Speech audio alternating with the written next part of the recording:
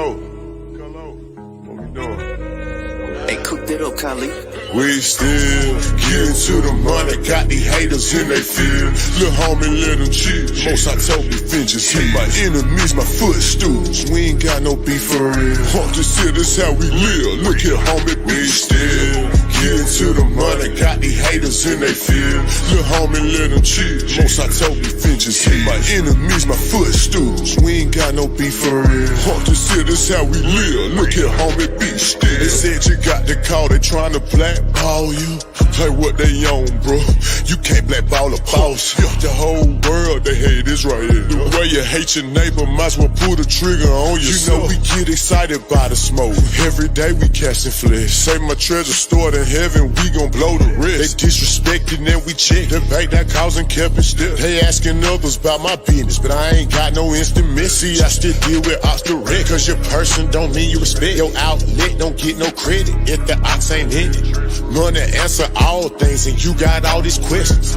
Playing Vic, look, I employ slavery. I'll if you broke your head. Yeah, them crews in the hood, Jews in the hood. I caught them clues, now I'm good. I broke it down, he understood my all to you. Filtered through, you found a few, I'm good. We what we sold, this here exclusive. They like, hey, folk, look what you doing. We still getting to the money, got these haters in they fear. Lil' homie, let them chill. Most I told me vengeance hit my enemies, my footstools. We ain't got no beef for real. Fuck this here, this how we live. Look here, homie, we still getting to the money, got these haters in they fear. Lil' homie, let them chill. Most I told me vengeance hit my enemies, my footstools. We ain't got no beef for real. Fuck this here, this how we live. Look here, homie, be still. Most I told me be still, give a room to work. Know my movie work. Your faith ain't good, don't put the work in. In the spirit flexing, that my day job.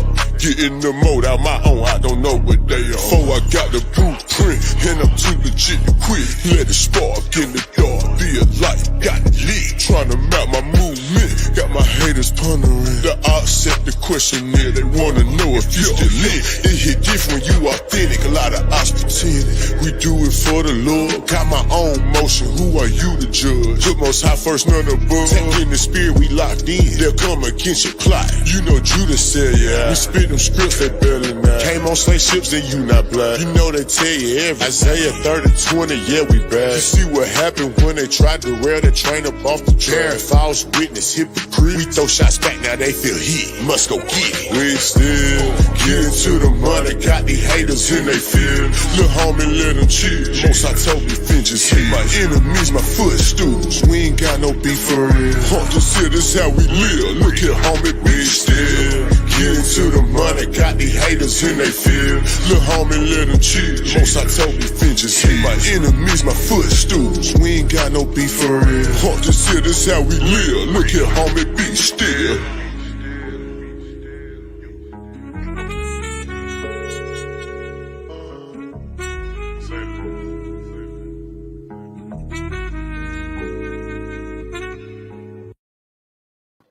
Yeah.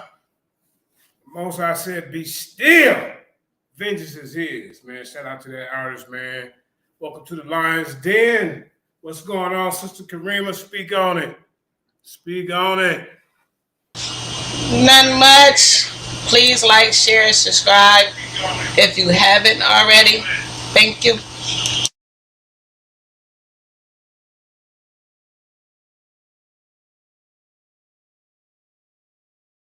We got the Smusher Netter in the building. Go ahead and introduce yourself, family. Shalom, family. I can't really hear what's going on right now, so I might have to step back out, come back in. You know who it is.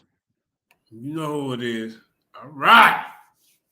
Man, welcome to the den, man. You know, see, when you sit back and you retire, you have a lot of time on your hand, you know, not preparing for debates. And that's what's going on with me. So I'm sitting up here watching what's going on in the community. And I see this debate with Captain Tazariak and Chris Harris. And I'm looking. And the subliminals that Sarnetta is sending out that Chris Harris is going to win this debate is already in the minds of the people who's watching. So there has to be a yin and a yang. You see? And that's where I come in at. Hold up. Where my notes? I got my notes over here somewhere. Hold up. Oh, here you go. See, we're going to have to get to the origins and the roots of this. For this man to even claim that our story comes from Egypt. Our God ain't the same as Osiris. Our God never got chopped up into pieces. Osiris got a mama and daddy. Our God, there's no mention of that. You see? So you want to do similarities?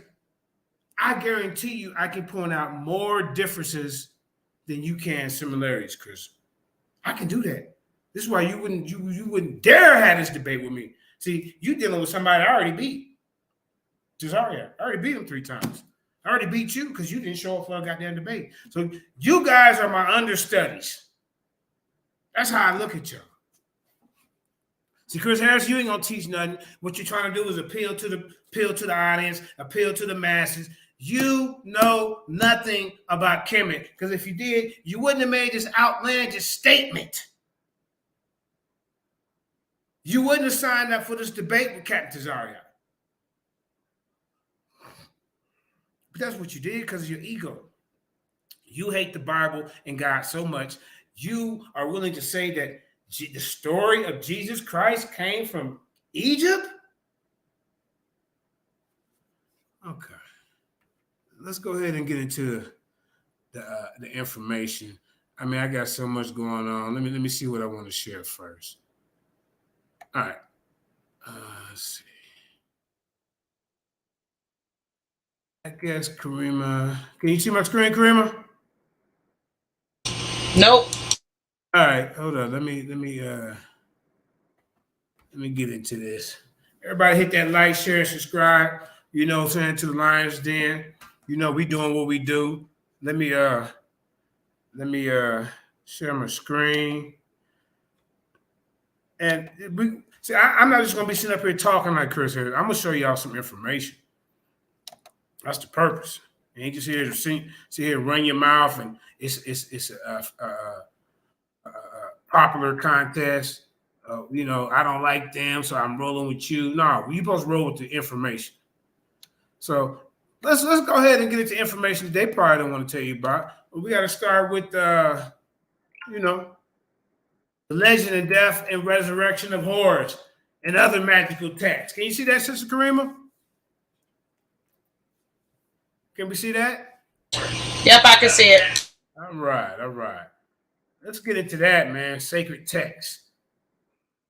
Because in order for Christ to come up out of Egypt, which we all know he was born in Galilee. So there you go, your first mistake right there, right? We already know that.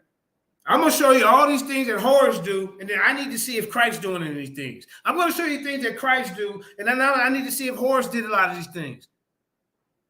Then I'm going to show you other people like the Sumerians and the Babylonians who all live in the same kind of cultural aspect and same kind of area, who all picked up from each other. But that don't mean, goddammit, that the story of Jesus Christ came from Kemet. But this is what he's making up. This is what he's trying to promote himself off of Cesaria. And I hope Cesaria ain't dumb enough to let him beat him on this topic. So I'm going to give you some tips every day, Cesaria, on how you're supposed to win this goddamn debate. First of all, you start off and see who is Horus. Let's start there. All right? The legend and death and resurrection of Horus and other magical texts. See, first, there you go. There's a goddamn red flag right there. We don't deal with magic. Our God don't deal with magic. You can look into some of the books. It tell you he's against magic and sorcery. We're not to lean on no other deity, no other God, but our God to get the power. Not for all these goddamn pantheon of gods that the Egyptians had. For this, for water, for goddamn they got the wipe your ass God. They got the God, goddamn it, to burp you. They got the God to wash your feet. They got everything. We only rely on one all true power. Now, the magical and religious texts of the Egyptians of all periods contain spells. Where's the spells at in the Bible? We got to start from the base and the root of this. How is it the same? We ain't dealing with no goddamn spells. Chris Harris wants to go on a goddamn campaign and say that everything that we got come from Egypt, including our story of Jesus. Let's keep that in your mind. All right. Now, contains spells intended to be used against serpents and scorpions. We don't need no goddamn spells against serpents and scorpions. The Most High give us the power to tread on serpents and scorpions. If you believe in the Most High, that's where the power comes from. Not no goddamn magical hocus pocus spell. But Chris Harris wants to go on the rampage and say that everything that we got going on comes from Kemet. It's a goddamn lie. Goddamn lie. Hey, like I said, there's cross-cultural goddamn experiences where people do trade and commerce, where some of the people conquered each other. Even when Kemet got conquered, there was other cultures that picked up some of the things that Kemet do. There were some of the things that the Egyptians picked up that people who conquered them in that land. And you want to try to say that everything, the story of Jesus comes from goddamn Kemet? Horus and Jesus is two different people. God damn it, Jesus wasn't even born December 25th. Let Chris Harris tell it. I guess that's where we get it from. You will lose this debate, bro, especially if it was me. Let's keep it going. Because every day I'm going to be on your neck and showing you there's way more differences than there is similarity. Because he's banking off, hey, I hope everybody see that, these similarities are alike, and this is how I'm going to win this debate. No, you clout chasing idiot. There are two different stories. Let's look into it. Let me read and shut up. All right? I mean, as far as my opinion. All right? So, this is the magical and religion text. See, they're already messing up. Remember? They ain't religious, but they are religious. They ain't religious, but they are religious. But they want to point at us and say we spooky. All right, let's keep it going. Text of the Egyptians of all periods contain spells intended to be used against serpents, scorpions, and notorious reptiles of all kinds. And the number and the importance which was attached to them. See, this suggests that Egypt must always have produced these pests in abundance, and that the Egyptians were always horribly afraid of them. Instead of being afraid of the highest power, they're afraid of these goddamn pests and rodents and bugs and shit. That ain't got nothing to do with what we do over here in Israel. You want to do a whole goddamn let's compare the whole goddamn thing. Don't just pick one little. You want to pick and choose a little topic. Pick it all. Now, the text of Unis, which was written towards, because somebody on here I can't see. Somebody join the panel? All right. Now, the text of Unis, which was written towards the close of the fifth. Okay, hold on. Let me stop for a minute. Hold on. I can't see. Go ahead. What's up? Damn, man, you lost some weight? What's up, JJ?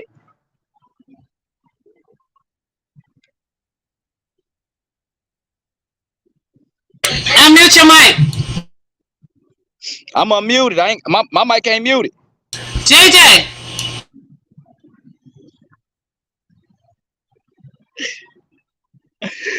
Unmute your mic, JJ. Oh, I said if you say having a six-pack is losing weight, then yeah, 7,000 lost a little weight. The tighten I see you, JJ. Hey, it is what it is. I'm still a Picasso. See the pictures on the wall. They got one of me up there too. But anyway, let's go. Hey, so right. Go ahead.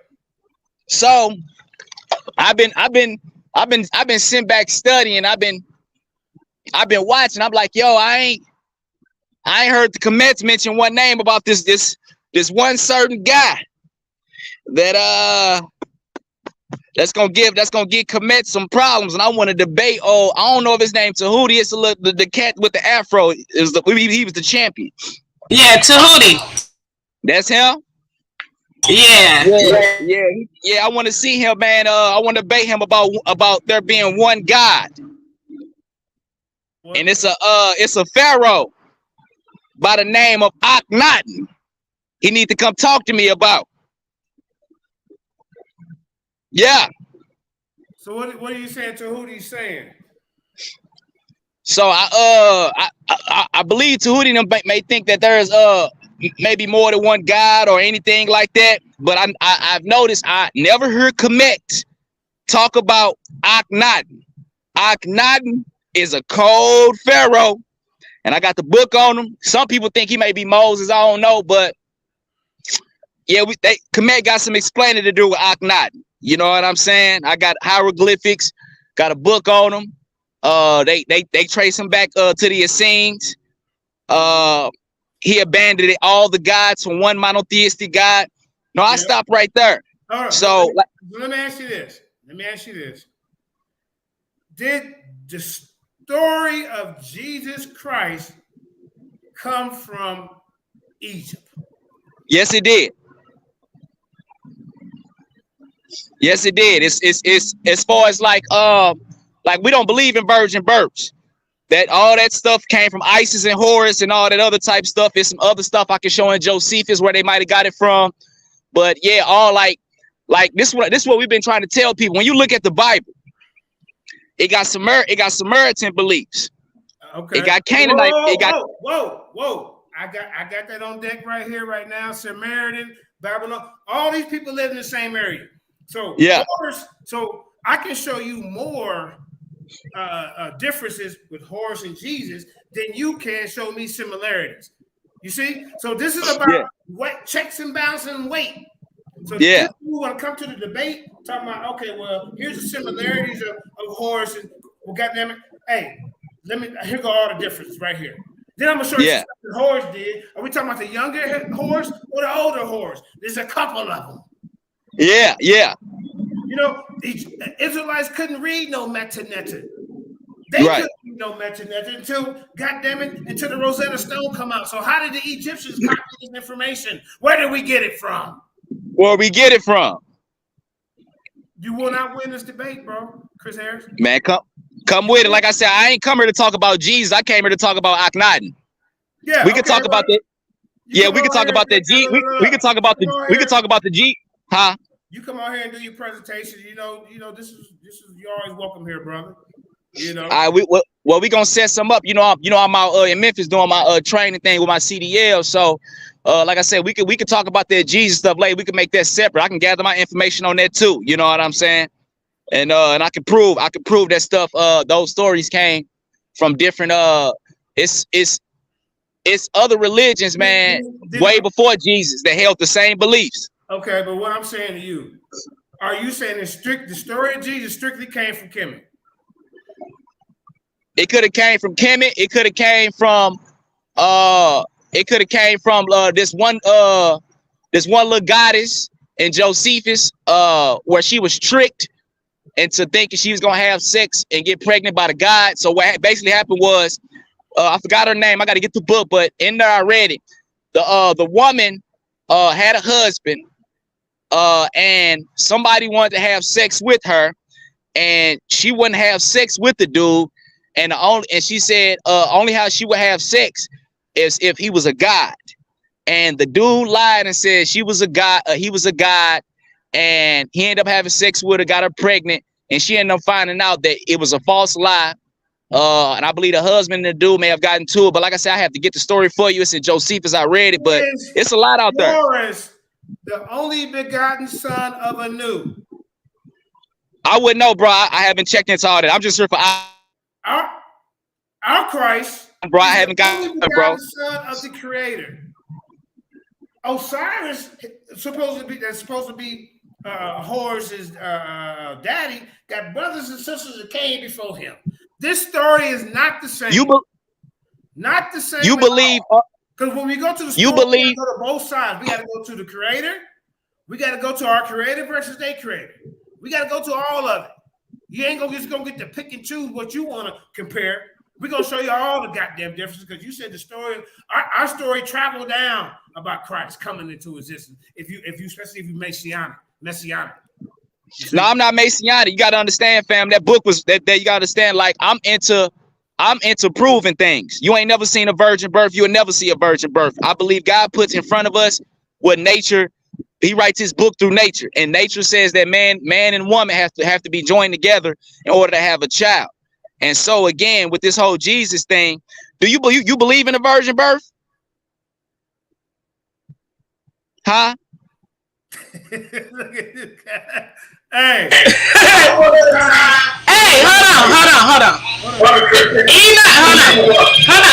Enoch is only here. I told him to hit the link to call out Tahuti. He's not here. He don't know nothing about the conversation you got going on. I just told him to come on to call out Tahuti. That's it. So. Here with the champ asking him all kind of questions and stuff. So, I'm here to oblige. Now, yes, according to the text, there's some things in there that I came to the conclusion that there's certain words that can be attributed to not a virgin birth. Let me ask you something. Okay. Why do people get baptized? Why do people get baptized? Yes.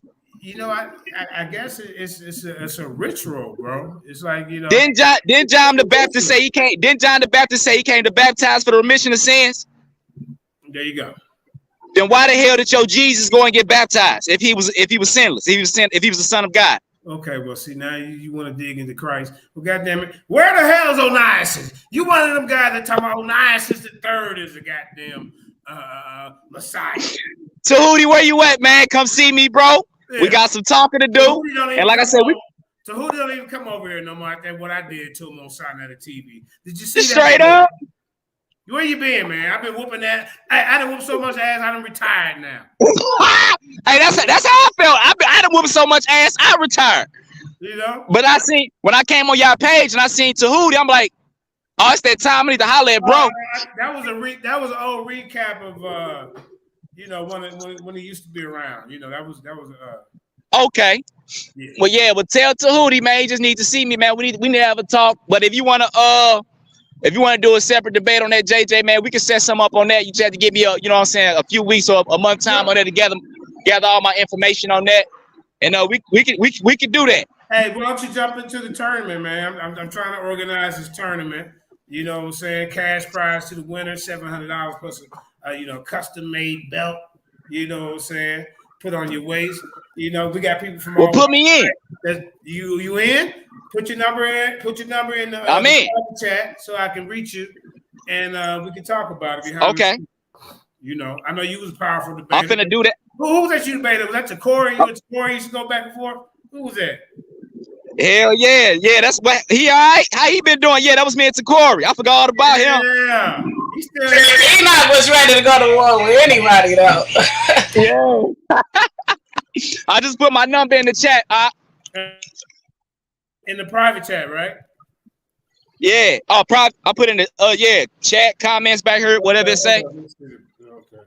Let me screenshot it real quick. Okay, let's see where you at. I don't see you. Okay. Kramer, you see it? Yes, in the back chat. Okay, can you? Yeah. In this private chat right here. Okay. All right, I'll get it before the show, I guess, because I can't see it right now. Well, anyway.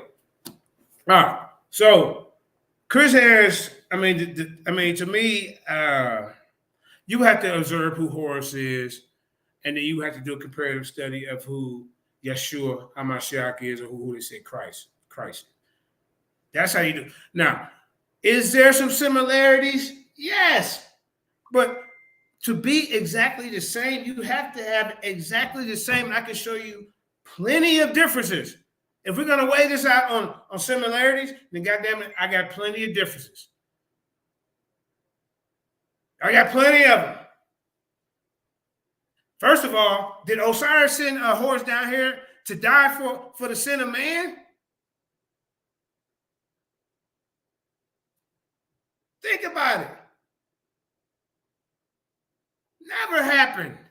I got so many of them, man. Let's get back to the information. Okay, is that it right there, Kareem? Can we see it? Can you see that? Yep, I can see it. I'm about to make it bigger, but yeah. All right, let me blow it up. Let's get back to the information. Come, I can't move it up and down. I got to go back out. Let's see. All right, hold up. But yeah, hey, Enoch, I ain't seen you in a while. You calling out Tahuti. Yeah, Tahuti, he ain't he don't debate really no more.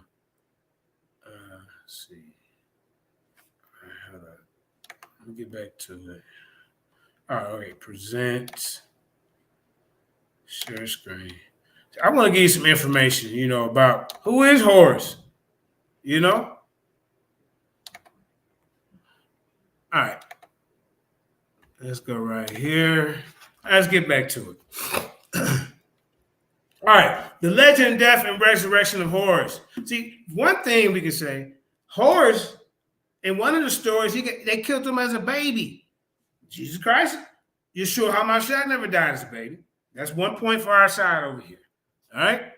All right, now the magical and religious texts of the Egyptians of all periods contain spells. That's another point for us, but we don't deal with spells. That's 2, intended to be used against serpents, scorpions, and notorious reptiles of all kinds. And their number and their importance which was attached to them suggests that Egypt must always have produced these pests in abundance, that the Egyptians were always horribly afraid of them.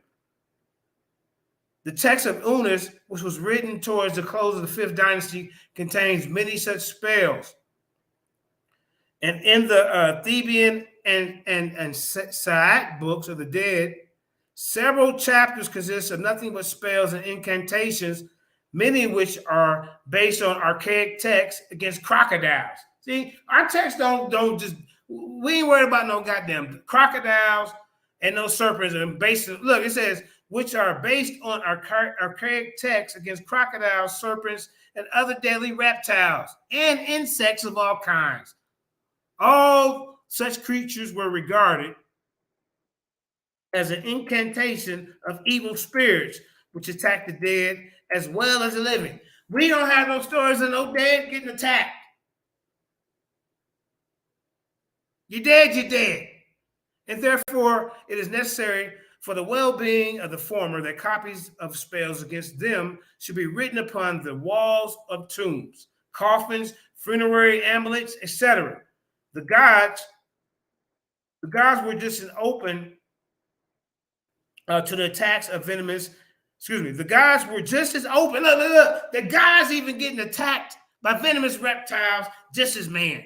Our God ain't getting attacked by no reptiles, no snakes, no lizards, no insects. Chris Harris, what is your comparison? There's several goddamn differences. Your God getting beat up and stuff, man. Your God getting cut up. Your God getting his penis cut off. The hell going on? Your guy getting his penis ate by a catfish. What the hell's going on? All right. Okay. And then look, you got also several gods. We don't have several gods. You got Ra himself, the king of the gods, who nearly died from a poison of a snake bite. Yo, guys, so weak they can't even live through a goddamn snake bite. I'm about to die. Now the guy, where's our God getting bit up by? So you gotta stop. We gotta start from the beginning. You want to compare something? Because see, our Christ is the son of our Most High God.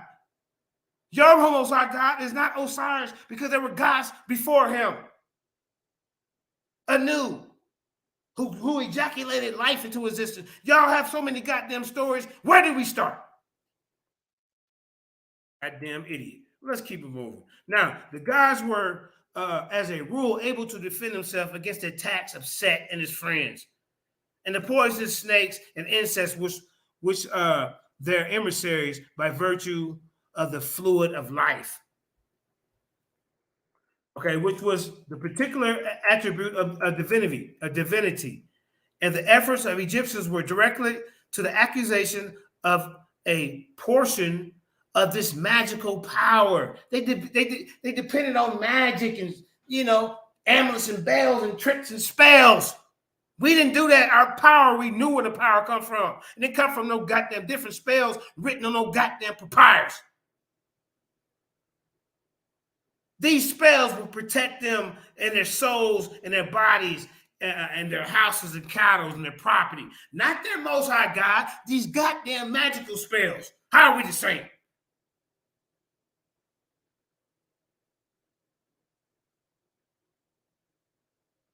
Each day and each night throughout the year, when a man cared for the protection of himself only and wore an amulet of some kind in which was localized, when he wished to protect his house against an invasion of venomous reptiles, he placed statues containing the the snakes in the niche of the walls of various chambers of some places, outside, but near the house. They worried about snakes and reptiles and crocodiles, y'all.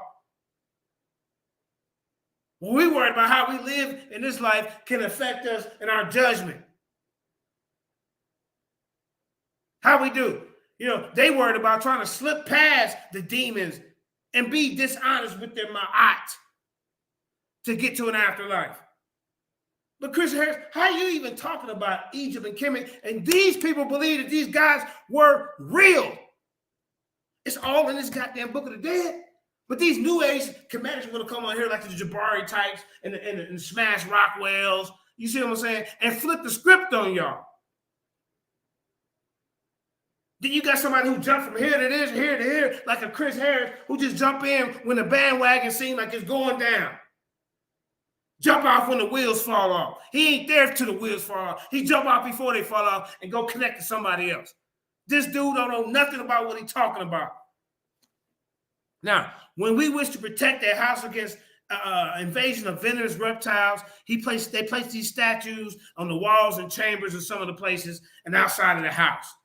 Or they buried them in the earth with their faces turned in the direction from which was expected from the attack to come from. What the hell is going on? Toward the close of the 26th dynasty, when superstition is in its most exaggerated form, was general. They were so superstitious. We ain't superstitious. How y'all saying? How we copy something from y'all? We ain't superstitious.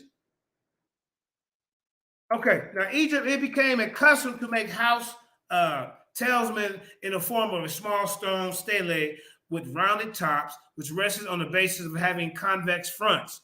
On the front of such talisman was sculptured in relief a figure of Horus the child.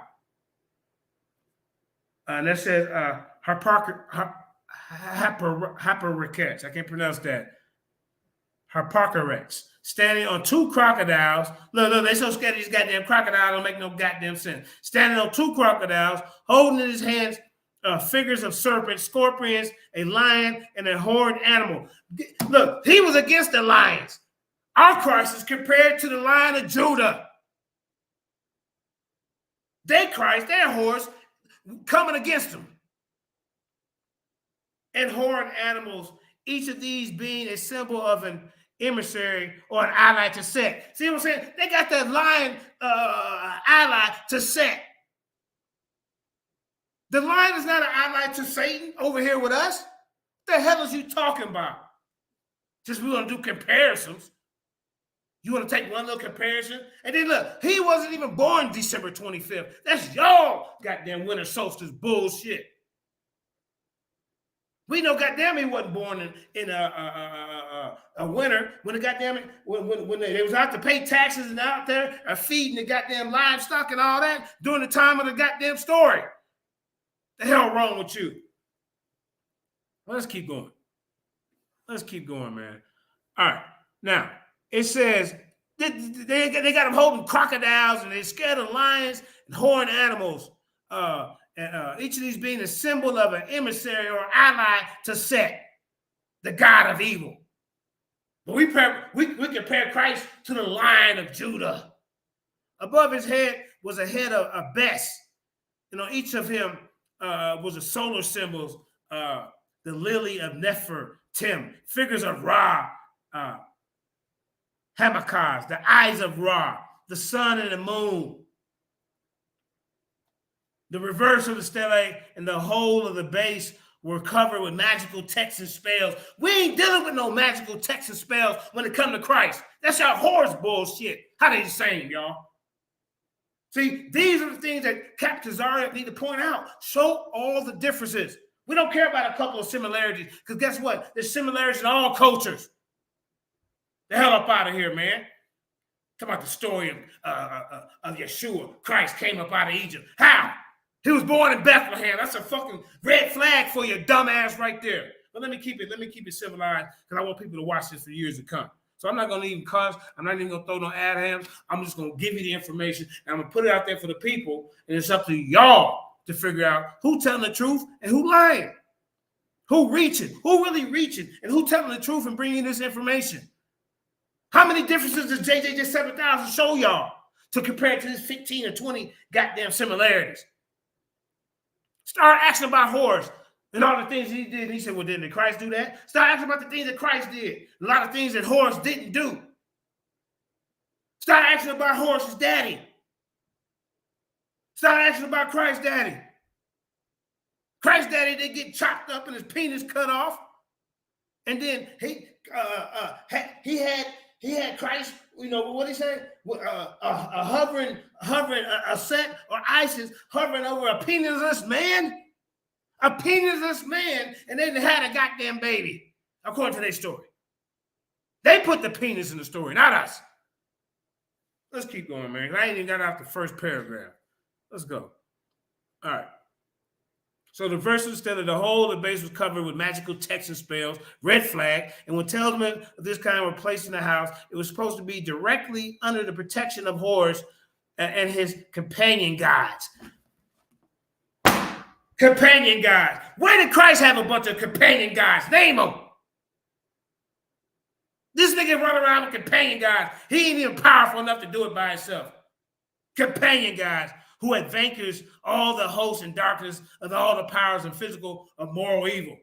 Many examples of this talisman are to be seen in the great museums of Europe.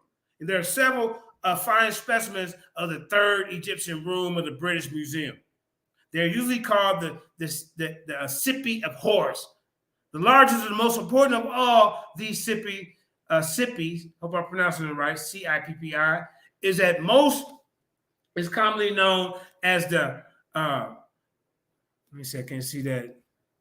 I think it said Merternek Stele, not Metele, Merternek Stele, because it was given by Prince Metternich of Muhammad al-Pasha in the dig in 1828 during the building of Christium in the Franciscan monastery in Alexandria, and was first published with a translation of a large part of the text by Professor Goenstef.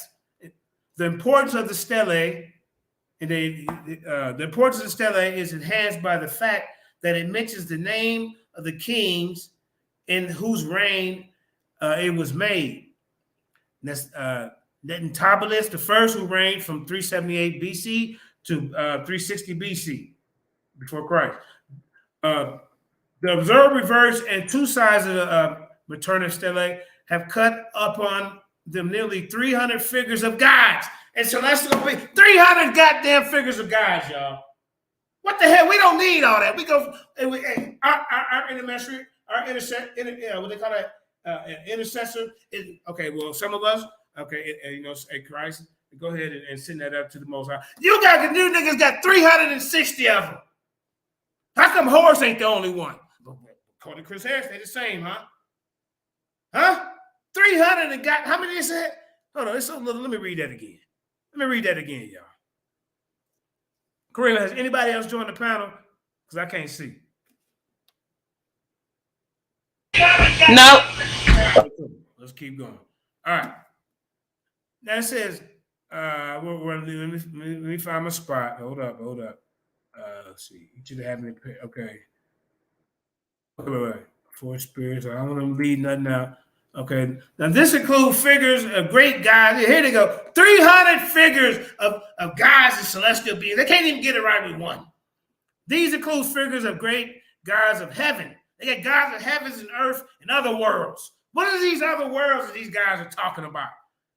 We don't talk about all this. Figures of these gods of the planets and the decans. What is the decans? Figures of the gods of the days of the week. They got gods of days of the week. In our thing, we don't have no days of the week named after no goddamn god. We borrow from y'all. Y'all totally different. And the months and the seasons for the years, they got gods for all of them. Besides it, that there are a number of figures of local forms of gods, and which is difficult to identify. On the rounded portion of the observed, the place of honor is held by a solar disk, in which is seen a figure of Kamnu, which four ram heads, which rest in a pair of arms and is supported on a lake of celestial water On each side are 4 of the spirits of the dawn, and the night stands the symbol of the rising sun, Nefertumu, and on the left stands Thoth. Below, there are 5 rows of small figures of gods. See, they're adding all these other guys. We don't do that, y'all. Below, there's Harpocrates in the relief and the attitude already described. He stands on 2 crocodiles under the kind of canopy, the size in which are supported by Thoth and Isis, and holds typhonic animals and reptiles. They scatter reptiles, snakes, and insects. Above the canopy are the 2 eyes of Ra. We ain't dealing with no eyes of Yahweh or Yahuwah or however you want. We ain't dealing with all that. The hell wrong with this dude? We are totally different. We learn some of the ways and we say we don't want to do that. The eyes of Ra, each having a pair of human arms and hands. They can't even explain none of this, what it means. On the right of Harpocrates are Sekor and Horus. Who else look, Sekor and Horus. Ain't nobody else hanging out with Christ on no goddamn eyes of the Most High. And on his left, the symbol of Nefertumi. And on the left of the right of the goddess, look, Nekabet and Ukakak, which guard the south of Egypt and the north, respectively. We don't need all these other goddamn guardians. We got one, the Most High. On the reverse and sides of numerous small figures of gods. They got all these gods included. You know, this stele represents the power to protect man, possessed by all of the divine beings in the universe. And however, it is formed as impassable, an impassable barrier to every spirit of evil and every venomous reptile. The spells, they need all these spells and all these other guys to protect them from these evil spirits of reptiles and insects and bugs. We don't do that. The spells which are cut into hieroglyphs on all parts of the stele, not occupied by figures of gods, were the most potent character, for they contain the actual word in which the gods vanquished. And here's the thing about it. You want to sit here and talk about you all into this Kemetic stuff, but you're really not, because you don't even teach about all these gods, whether they're in this book or whether they're in this information I'm reading you. They want to make it like, nah, this was only a principle and all this old fake nonsense of information that they're giving to the people, when all you can do is read it, and it's steadily talking about gods. It's steadily talking about demons that they're afraid of, with these crocodile demons, the spirit of the python, and all this type of stuff. You see? The second part of the spell was directly against the poison at Pep. Our God ain't worried about no goddamn Apep, and was to be recited over anyone who was bitten by a snake. So I want you niggas to go get bit by a snake, and I want you to regard this and say your goddamn and say your spell and see how it helped your ass out. So y'all want to always throw that in our face. When uttered by Horus, it made a pep to vomit and was used by a magician properly qualified. We didn't deal with no magicians in Christ. They got Horus and magicians tied in together to help each other against these demons and a pep. Where is Christ using magical spells to help him against a goddamn snake? The next spell is directly to be to the cat. We ain't got no goddamn spells with Horus and they got Horus and cat spells. We don't deal with no magic spells, bro. You see how many differences is in? We ain't doing nothing they doing, bro. The next spell is directed to be to the cat, a symbol of the daughter of Ra or Isis, who had the head of Ra, the eyes of Uranus, the nose of Thoth, and the ears of Neb-Erthur, the mouth of Tim, and the neck of Neheb-Ka. They can't explain none of that. Well, what's the neck of Neheb-Ka and the breast of Neheb-Ka got to do with anything? These niggas don't know nothing about it. They can't break it down. They can't explain it to you. But y'all want to try to come at us in our book? Explain this shit. I want somebody to jump on here right now and tell us what the nose of Thoth mean. What the eyes of, the ears of Neb, the dot. I can't even pronounce it. Neb Tek and the mouth of Tim. What do that mean? You better go look it up tonight, because I guarantee you ain't nobody finna jump on here right now and tell us that. We ain't talking about no necks and arms of the Most High. Well, maybe he is. All right, yeah. But anyway, we still got a lot of differences.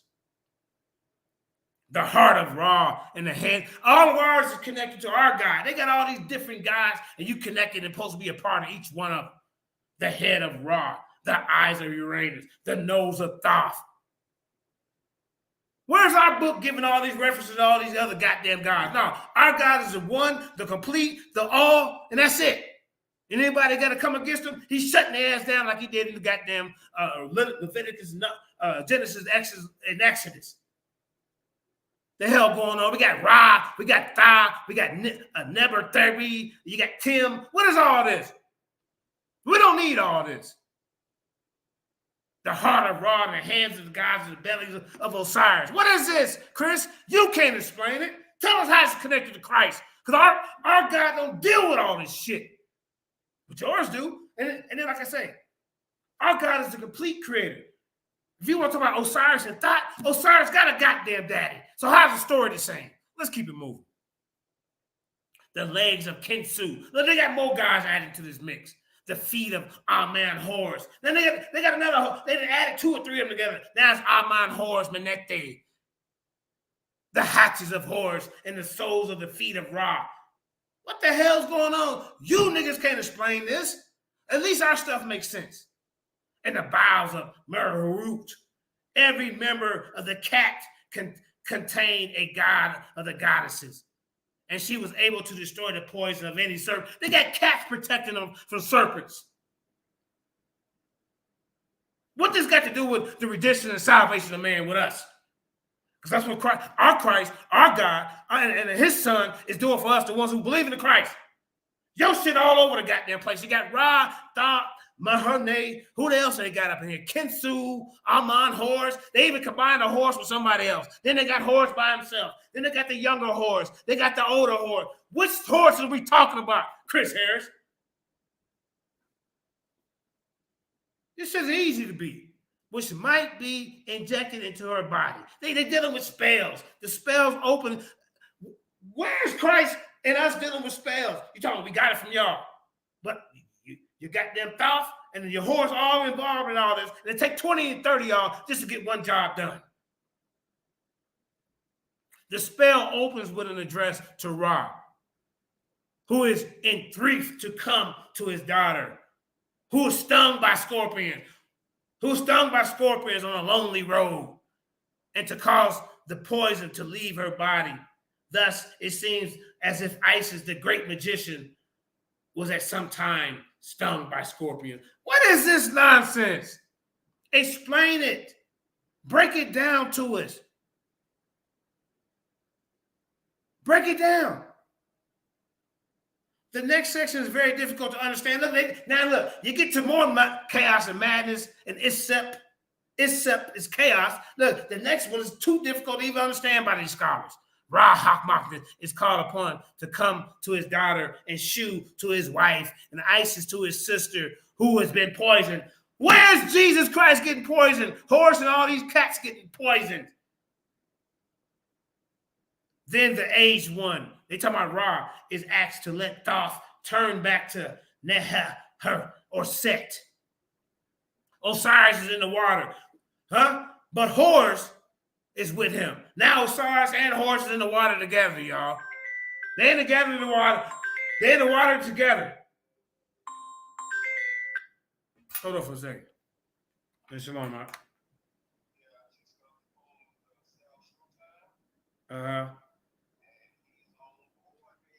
Go ahead and make the announcement real quick. Who just joined the tournament and his people? Go ahead. We live. I'm sorry, say what? We live right now. Go ahead and make the announcement for these doubters. I don't want to make the announcement right now. Okay. Because he said that, when you give him a week, because he want to get his 8 people. So everything won't be solidified until he get his 8 people. So I'm supposed to hear from him next week. But you know, Okay. tentatively, he says it's a great idea. He loves it, and he just want to get his 8 people together. Right. And he's looking forward to after getting his 8 people, you know, us having a conference call and getting the rules down and understood between the 3 of us, and then hopefully we can get one more person. You know what I'm saying? One more person with 8 debaters, and I'm already fishing for that. I already got somebody in mind who I briefly spoke with, but the panel was had so many people that it's kind of hard to do a business call like that. But yeah, we're gonna get it. Don't even trip. All right, let me get back to my teachings, man. You can see me on the Lions Den. Shout out to Black Jesus Ministry, all one word. Go ahead and like, share, subscribe to the brother's channel. Yeah, peace to everybody. Y'all be cool now. Y'all be good now. All right, peace, fam. Look. Yes, sir. Yeah. All right.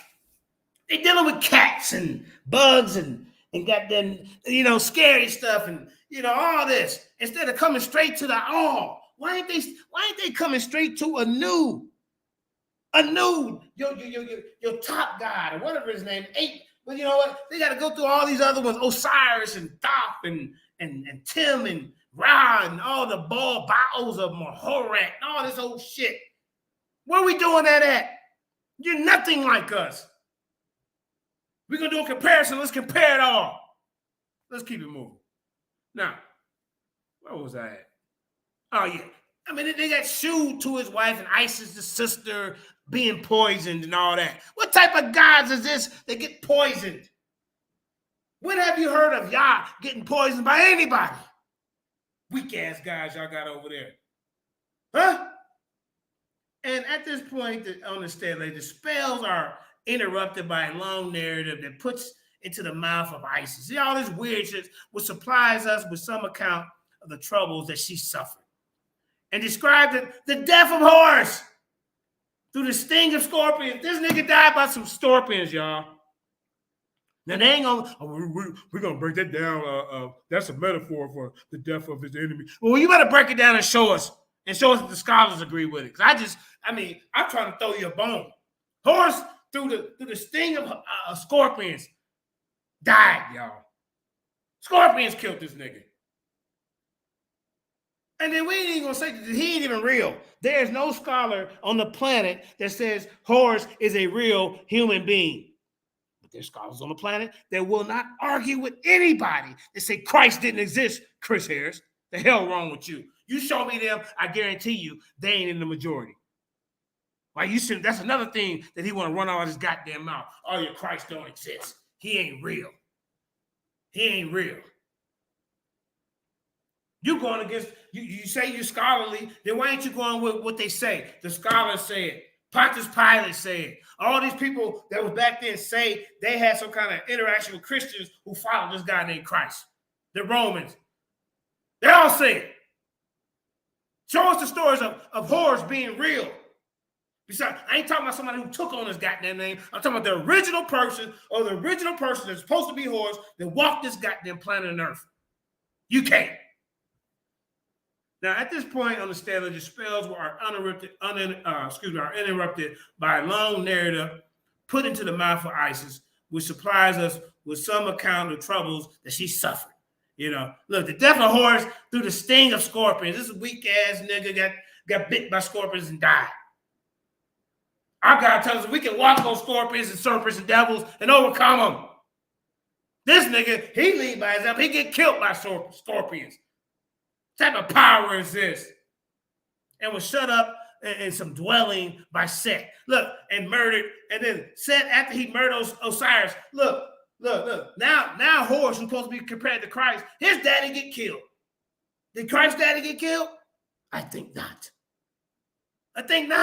You see all these differences, bro?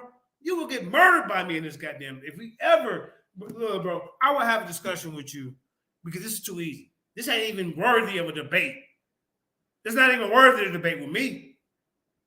Probably with the intention about forcing her to marry him. Now they're taking Coochie. And to assist him to legalize his seizure of the kingdom. Right? Isis, as we have already seen, has been made pregnant by her husband after his death. And Thoth now appeared to her and advised her to hide herself with her unborn child. and bring him forth in a secret. And he promised her that the son should succeed in due course of his father's throne. The Most High was never knocked off his throne. Your little weak ass horse daddy was thrown off. Ding-a-ling cut off. Because he chasing after some coochie or something. I don't know what happened. But goddamn it, how he get his ding-a-ling cut off? When did our God even lay in a goddamn coffin? He'd be tricked to get his ding-a-ling cut off. How do you even make a goddamn baby with the ding-a-ling cut off? Because they had a ritual with the ding-a-ling cut off, and then Isis turned into a hawk, a falcon, and hovered around it, and somehow she sucked the semen up out of the dingless body. The dingless body, and then here's a horse coming as a falcon. When was Christ born as a goddamn falcon? When? Let's keep it moving, man. Now, Thoth now appeared to her and advised her to hide herself of her unborn child, everybody, and bring forth in secret. And he promised her that the son should succeed in due course of her father's throne. Like I say, once again, our Father who art in heaven, hallowed be his name, has never been thrown off his throne. With the help of Thoth, she escaped into her captivity and went forth accompanied by 7 scorpion goddesses. Now you got scorpion goddesses who killed one of them. Now the scorpions working with them, who brought her to the town of Pursu and at the edge of the reed swamps. And she applied to a woman for a night shelter.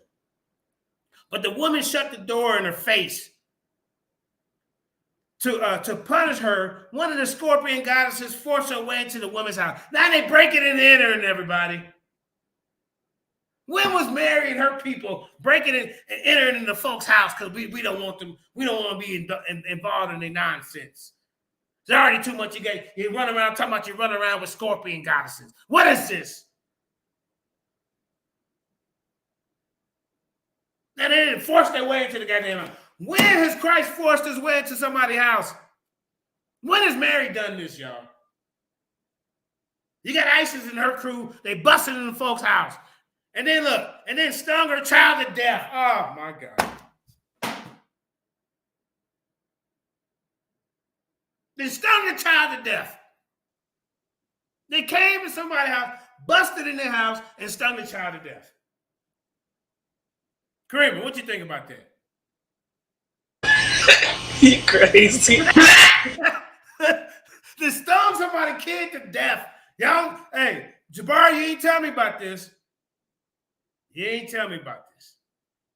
Now, the grief of the woman was so bitter and simply compelling that Isis laid her hands on the child and have uttered one of the most potent spells over him. The poison of the scorpion ran out of his body. See, now this is Isis healing people. Not no goddamn, not no horse. And the scorpions ran out of his body, and the child came to life again. The words of the spell are cut on the stele, and they were treasured by the Egyptians as an infallible remedy for scorpion stings. I want you niggas to go out and get bit. Have faith in Osiris and Isis and this spell. I guarantee you they won't. I guarantee you they won't. Because they fake comedics and all they is Bible bashers. They don't believe in none of this stuff. Let's keep going, man. Now, the Egyptians as an infallible remedy for scorpion stings. And when the woman saw that her son had been brought back to life by Isis, when did Mary bring some folks back to life? When? There's a difference right there. I want y'all to count all these differences. She was filled with joy and gratitude. And as a mark of her repentance, she brought large quantities of things from her house as gifts for Isis. And they were so many that they filled the house of kind but poor women who had given Isis shelter. Now, soon after Isis had restored life to the son of the woman who had shown, churlish to her, a terrible calamity fell upon her. And here it is. Fell upon her, for her beloved son Horus was stung by a scorpion and died. Stung by a scorpion and died. When you're running around with scorpion goddesses, why didn't they protect you? This nigga done got stung by a scorpion, y'all, and died. Where is this in the Christ story, y'all? Hold on for 1 second. Hold on. Kramer, hold on for 1 second. I'm trying to figure this out. Hold up.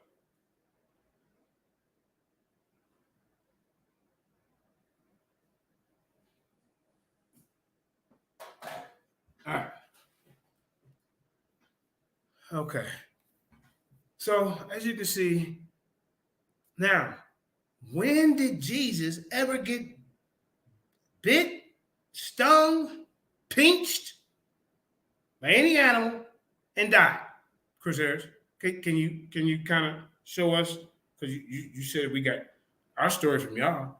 So where did this happen to Christ? The news of this event was conveyed to her by guides. According to Chris Harris and Jabari, they don't even believe these guys. They don't even say that these people believe in guys. All out through this information, we're hearing them talk about guys. See, that's another lie that they want to tell y'all. The news of this event was conveyed to her by the guides who cried out to her to come to see her son Horus, whom the terrible scorpion Ahat had killed. Isis stabbed with pain of the news as a knife had been driven into her body. Now, when did Mary get stabbed, y'all? They stabbing Isis with these are some violent people. The baby is bad enough. The baby that got stung by scorpions, which I don't understand because they was running with scorpion goddesses. Well, why did the scorpion goddesses tell the scorpions to leave their ass alone? Is beyond me. Right? This has nothing to do with our story. This is theirs. Tie this into us, Chris Harris. How you talking about some goddamn scorpions now? Then killed your horse. The mother horse, Isis, and got stabbed in the goddamn back. This ain't happened to no Mary. You said our story come from y'all. Nothing like this. The news of this event, which conveyed by the guides who cried out to her to come to see her son Horus, who the terrible scorpions Ahat had killed. Isis, stabbed with pain at the news as if a knife had been driven in her body, ran to distraught with grief. Okay. They didn't stab her with a knife. Okay. All right. It seemed that she had gone to perform a religious ceremony to honor of Osiris in a temple near Hep-Tep-Hemet, leaving her child carefully concealed at Sehet-An. Now remember, the child's already stabbed to death. The husband, he already gone with penisless. You know, this don't have anything to do with our story. During the absence of the scorpions, Ahat, which had been sent by Set, forced its way into the briding place of Horus. And they're stung to death again, y'all. He keep getting stung. When Isis came and found the dead body, she burst forth into lamentations, the sound of which brought all the people from the neighboring districts at her side. And she related to them the history of the suffering that endeavored to console her. And when she found this to be impossible, she lifted up her voice and wept with her. Then Isis placed her nose in the mouth of Horus. Now they place their noses in the mouth of Horus. Noses in the mouth of Horus that she might discover if he still breathed. But there was no breath in his throat. And she examined the wound of his body made by the fiend Ananab. She saw in the traces of the poison. No doubt after his death then remained in her mind, and clasping him in her arms, she lifted him up, and her transport of grief leaped about like fish, and they were laid on the red hot coals. Now they got him on hot coals. When did they lay Christ on hot coals, Chris Harris, to bring him back? Then she, under a series of heartbreaking laments, each of which begin with the words, horse is bitten, horse is bitten, horse is bitten. The heir of heaven, the son of Unnefer, the child of the gods. When has Christ ever been compared to the child of many gods, Chris Harris? He who was holy, fair, is bitten.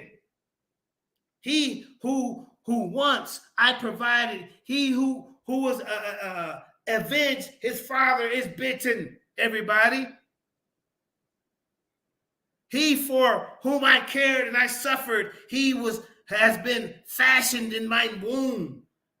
He whom I trended so that I might gaze upon him is bitten by some punk ass scorpions. I added that part. When has Christ died by some goddamn punk ass scorpion? When he tells us to tread over scorpions, snakes. That's what he tell us. Your God can't even put his foot down on him without passing out dying. How are they the same, everybody? Use your common sense. This episode of Lions Den is brought to you by Common Sense. I can explain it to you, but I can't understand it for you. Now, he was bitten by some punk-ass scorpions, this powerful so-called God. And our God tells us to walk over snakes and scorpions, tread over them. How are they the same? How is that message the same? In your writings and your literature, your God Porus is killed by some punk-ass scorpions, and our Messiah is telling us to walk over snakes and scorpions, everybody. How is that the same? You see? So he whom I tended so that I might gaze upon him is bitten. You see? Man, I can keep going, man. Let me give you some more, man. I'm gonna keep giving you this ass whooping. There's nothing the same. And Zarek, I hope you're listening, because this is the angle that you have to go. Sarnet is already teaching his audience, subliminally, that Chris is going to win this debate. Why it wasn't there a show to say, okay, now tomorrow we're going to show you the show where I think Tazark will win this debate, but you're one-sided over there. So it's an echo chamber. Then Isis cried out to the heavens, and her voice reached the boat of millions of years, and the disc ceased to move onward and came to a standstill. From the boat of Thoth descended, being equipped with the words of powers of spells of all kinds. We do not deal with spells of all kinds to bring Christ back to resurrect him. We didn't do that. This is what they're doing with Horus. Even the comparison is off, because Horus died as a goddamn kid. He didn't even make it to goddamn 30 or 33 or whatever old they say Christ did. He got killed by scorpions. He didn't die on no cross, Chris Harris. The hell's wrong with you? Now, from the boat of Thoth descended, being equipped with the words and the power of all spells of all kinds. Not from the power of the creator of y'all paradigm. You had to go through some trick spells and magic spells and bells and whistles, and bearing with him the great command of Makaru, the word.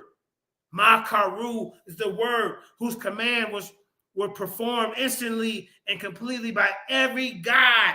All these gods are getting involved to bring back Horus. Where's all these gods to resurrect Christ? Where?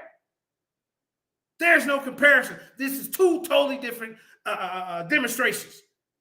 But y'all want to let Chris Harris trick y'all into believing this shit? Then so be it. But don't say JJ didn't put the information out for you to at least do a comparative study. Right? So let's keep it moving. All right. For it was under protection of the boat of Ra, but his words failed to comfort Isis. And though she acknowledged the greatness of his designs, she complained that they savored of delay. Excuse me. What is the God, she asks, of all the spells and incantations and magic formulae, the great command of Makaru, if Horus is to perish. Now they're questioning them. She's like, all this is nothing if my son Horus perished by some goddamn scorpions. I'm on all the guys to I'm putting all you goddamn cases on you guys. If you niggas can't bring this little nigga back to life. Horus is to perish by the poison of the scorpions and to lie here in the arms of death and evil. What God? He's supposed to be a God, y'all. This God dies. Our Christ is the Son of Man who died as a human. This guy's not even compared as a human. Scholars won't even say that this dude is real, Chris. We couldn't even read no Metanetta at the time when our scribes and stuff was writing this shit down. So how the hell we get it from y'all? Y'all couldn't even read this shit to this day. How the hell you going back to the 18th dynasty and you using some goddamn Ptolemy goddamn symbols that they added during the Ptolemy dynasty to help with your Rosetta Stone? And y'all using the Rosetta Stone to decipher hieroglyphs that had nothing to do with the symbols that they got. But you want to try to run this shit on us? Man, you better fall back, man. That's for real. And she complained. You see? What is a god, she asked? Of all the spells and incantations and magical formulae, the great command of Makaru, if Horus is to perish by the poison of a scorpion and to lie here in the arms of death, evil is his destiny, for I have entailed the deepest misery for him and death. Now, in answer, I got the footnotes at the beginning. We almost done with this. In answer to these words, Thoth turning to Isis and I can't even pronounce her name, but it's Nep Nephthys, that's Seth's wife, bade them to fear not and to have no anxiety about Horus. For said he, I have come from heaven to heal the child for his mother. He then pointed out that Horus was under protection of the dweller of the disk, Atum. The dweller of the disk, the great dwarf, the mighty ram, the great. Look, he's protected by all this. Look, the great disk, the great dwarf, the mighty ram, the great hawk, the beetle god, the hidden in the body divine, Benu, etc. What is all this? Christ didn't need all that. All he needed was the Most High. You need the beetle god. You need the mighty ram and the great hawk and the holy beetle to utter the great spell. They had to invoke all these other goddamn gods to invoke the spell to bring this dude back to life. Where is that in our story? Where's the Most High, YHWH, getting powers from other guys to help him to resurrect Christ? This story is not the same. And only an idiot will sit here and believe this bullshit. That Chris is trying, excuse my language, I want to make this children and people, easy for them to listen to and not to profanity. So I apologize. To utter the great spell which restored Horus' life.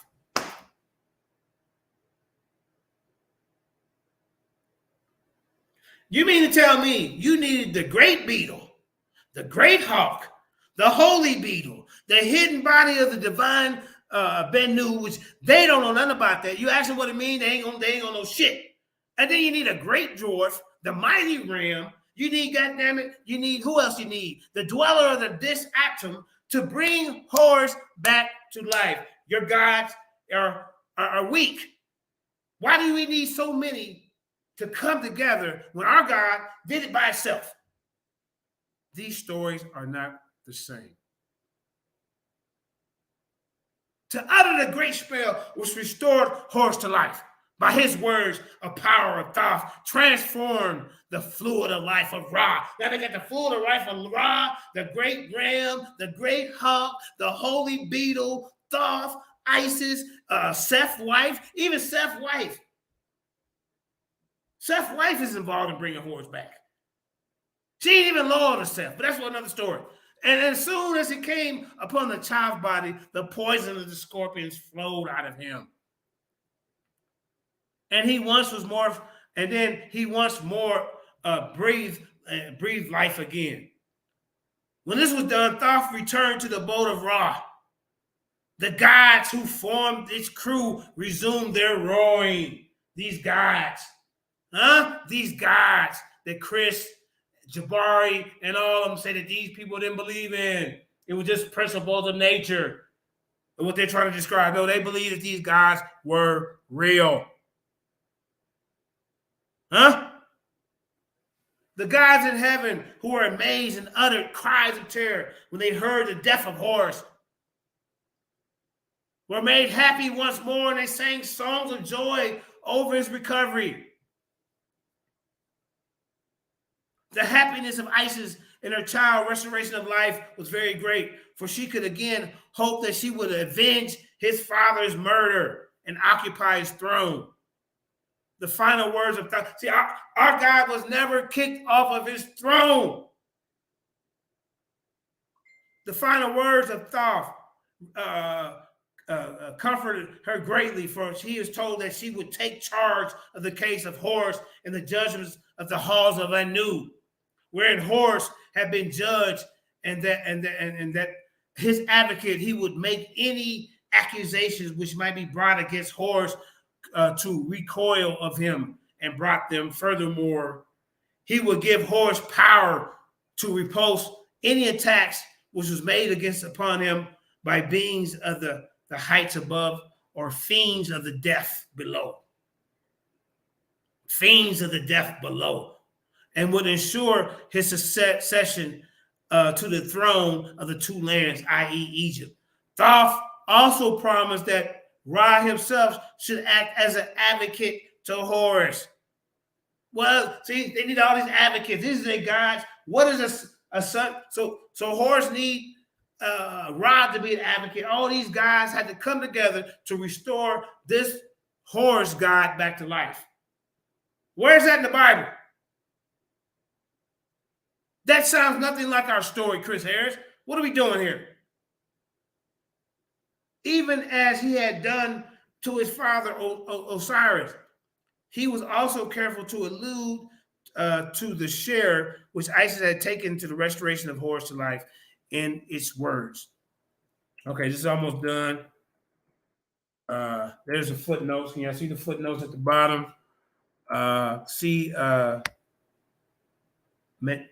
Maternisco Lepes, 1887. The stele was made for Ankh Pesenek, son of Lady Terhut Nub, prophet of Nubian, overseer of Teneb, the scribe of Het. See line 87.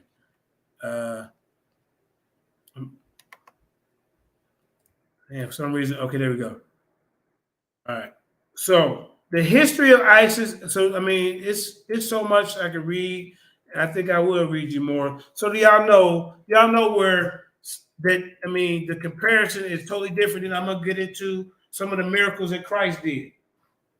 Where's these miracles with Horus? Where's that? Now look at this. The history of Isis and Osiris, given up on page 198 through 248, is taken from the famous treatise of Plater entitled "The Isis of Ostre," and forms a fitting conclusion to the volume of Legends of God. It contains the essential facts given in Plater's work, and the only thing omitted are the deviations and mythological speculations, which are really unimportant for the Egyptologists. Egyptian literature is full of illusions. You see, you hear that? It's shit full of illusions. Where does it say that about the Bible? To events which took place in the life of Osiris and his persecution and murder. Osiris is the father of Horus. The Most High Creator Yah is the father of Christ. When did Christ's father get murdered? But this is the persecution, murder, and resurrection, and numerous texts of all periods describe the love and devotion of his sister and his wife, Isis. That was the sister wife. and the final piety of Horus. Nowhere, however, have we in Egyptians a connected account that causes which led to the murder of Set by Osiris, or the subsequent events which resulted in his beginning becoming the king of heaven and judge of the dead. However, carefully we piece together the fragments of information which can extract from native Egyptian literature. There still remains a series of gaps which can only be filled by guesswork. Your stuff is full of guesswork and gaps. Plato, as a learned man and a student of comparative religion and mythology, was most anxious to understand the history of Isis and Osiris. And in order to understand Horus, you have to understand the history of Osiris and Isis, which Greek and Roman scholars talked about freely and which none of them comprehended. See, so that most of these people are going off the Greek and Roman comprehension of these stories. This is where Chris is getting all this stuff. This is where he's getting it from the Greeks and Romans. And then he'll try to compare it to Christ. You don't even understand what's going on with the Kemetics or Egyptians. They guesswork. It says, let me see. Plato, I can't pronounce it. Plato, as a learned man and a student of comparative religion and mythology, was most anxious to understand the history of Isis and Osiris, which Greek and Roman scholars talked about freely, and which none of them comprehended, and made inquiries of priests and others, and examined critically such information as he could obtain, believing and hoping that he could penetrate the mystery in which these gods were wrapped. As a result of his labors, he collected a number of facts and the form of the legend of Isis and Osiris, as to which be known to the learned men of his day. But there is no evidence that he had the slightest knowledge of the details of the original African legend of these gods as it was known to the Egyptians, say to the 5th dynasty. Moreover, he never realized that the characteristics and attributes of both Isis and Osiris changed several times during the long history of Egypt. I might well just throw in the towel right now. All this stuff has changed over the history and time. Their attributes, their characteristics.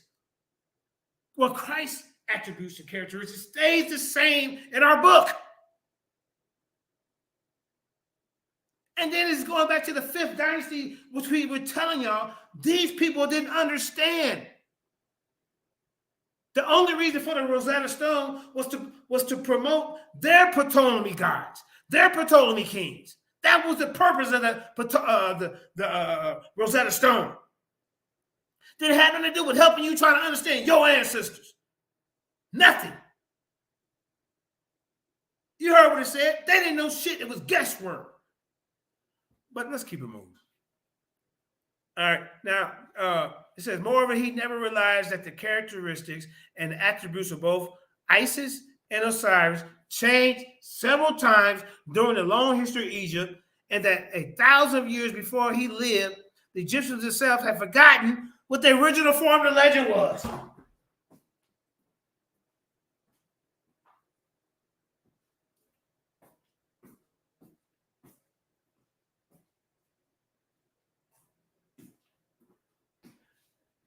Did y'all just hear what I just read?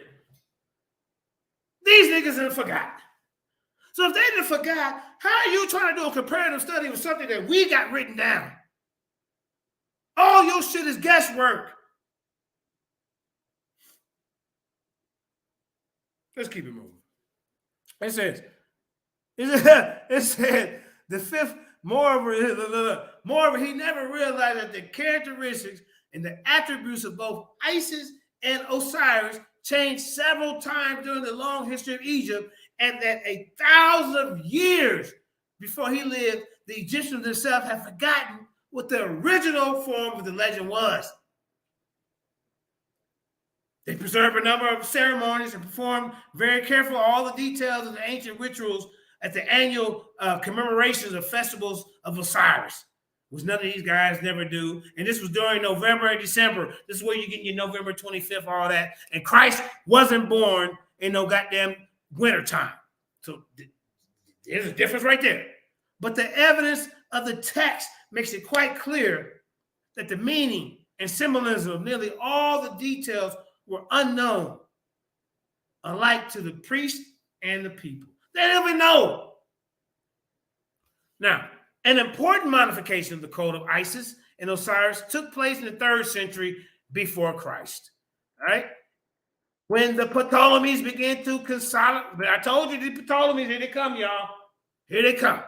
Begin to consolidate their rule in Egypt.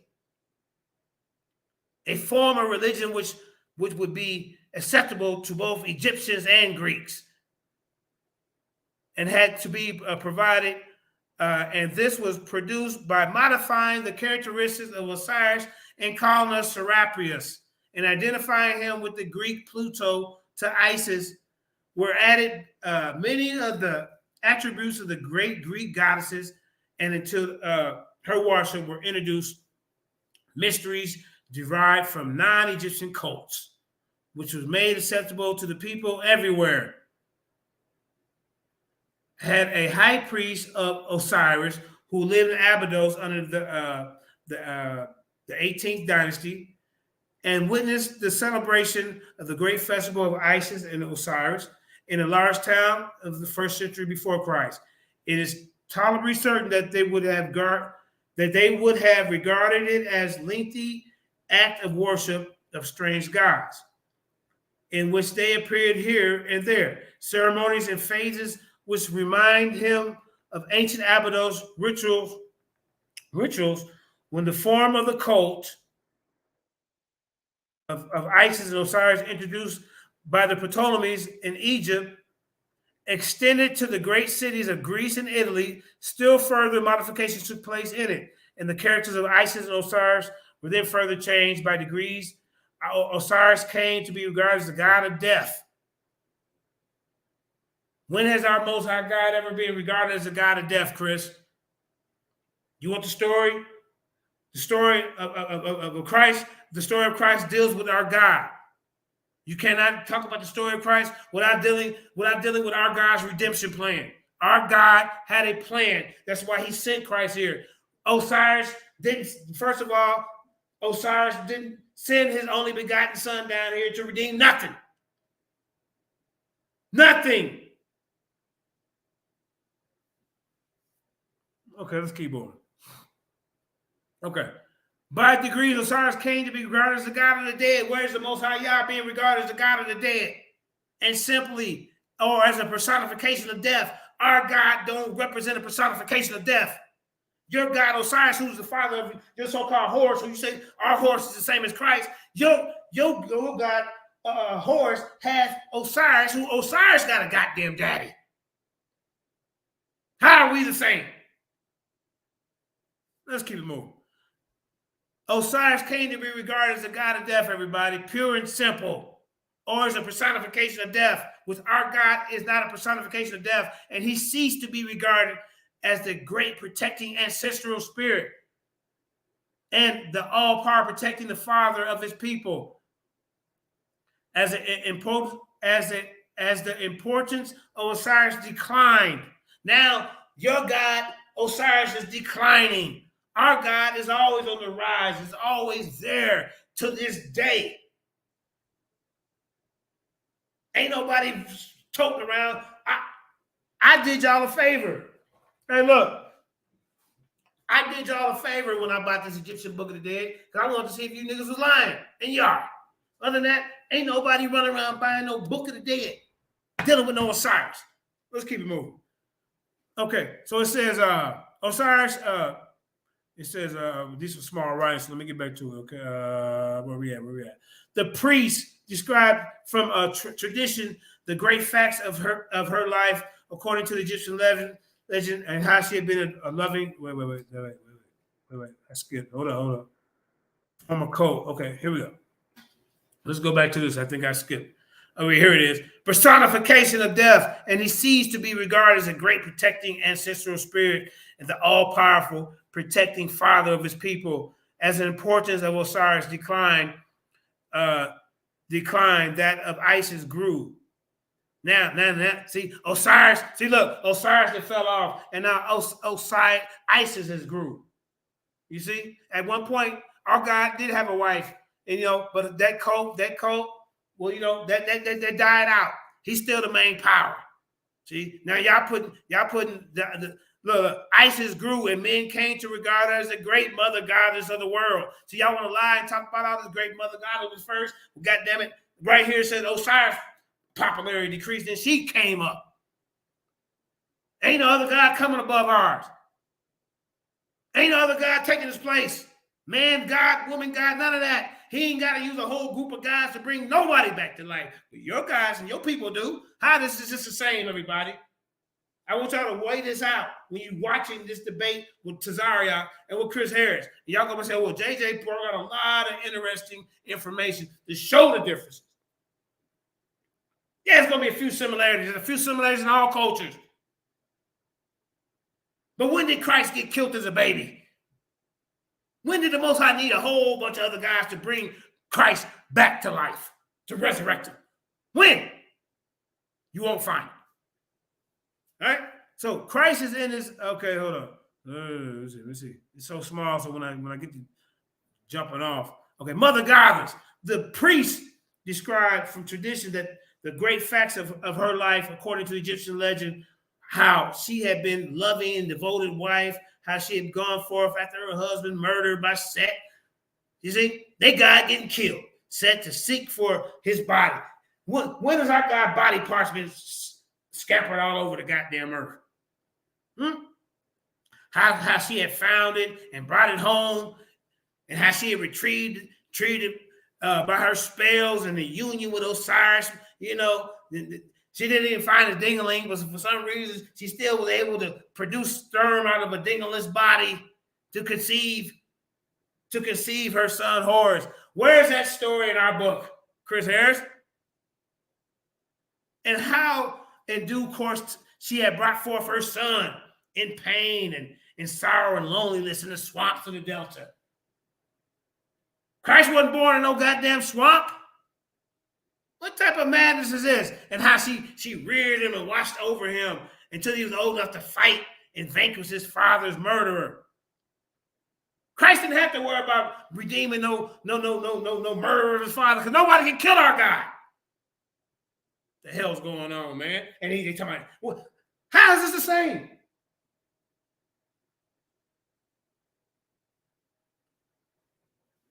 This nigga born in swamps. These things endured Isis to the people everywhere, and she herself not suffered death like Osiris. She came to be regarded as the eternal mother of life. Your Horus daddy got killed. Christ's daddy ain't killed, and regarded as eternal mother of life and the living of all living things. She was a creature, the creaturess of crops. She produced vegetable plants of all kinds and vegetations, and she made cattle prolific. She brought men. She took over now, y'all. She took over.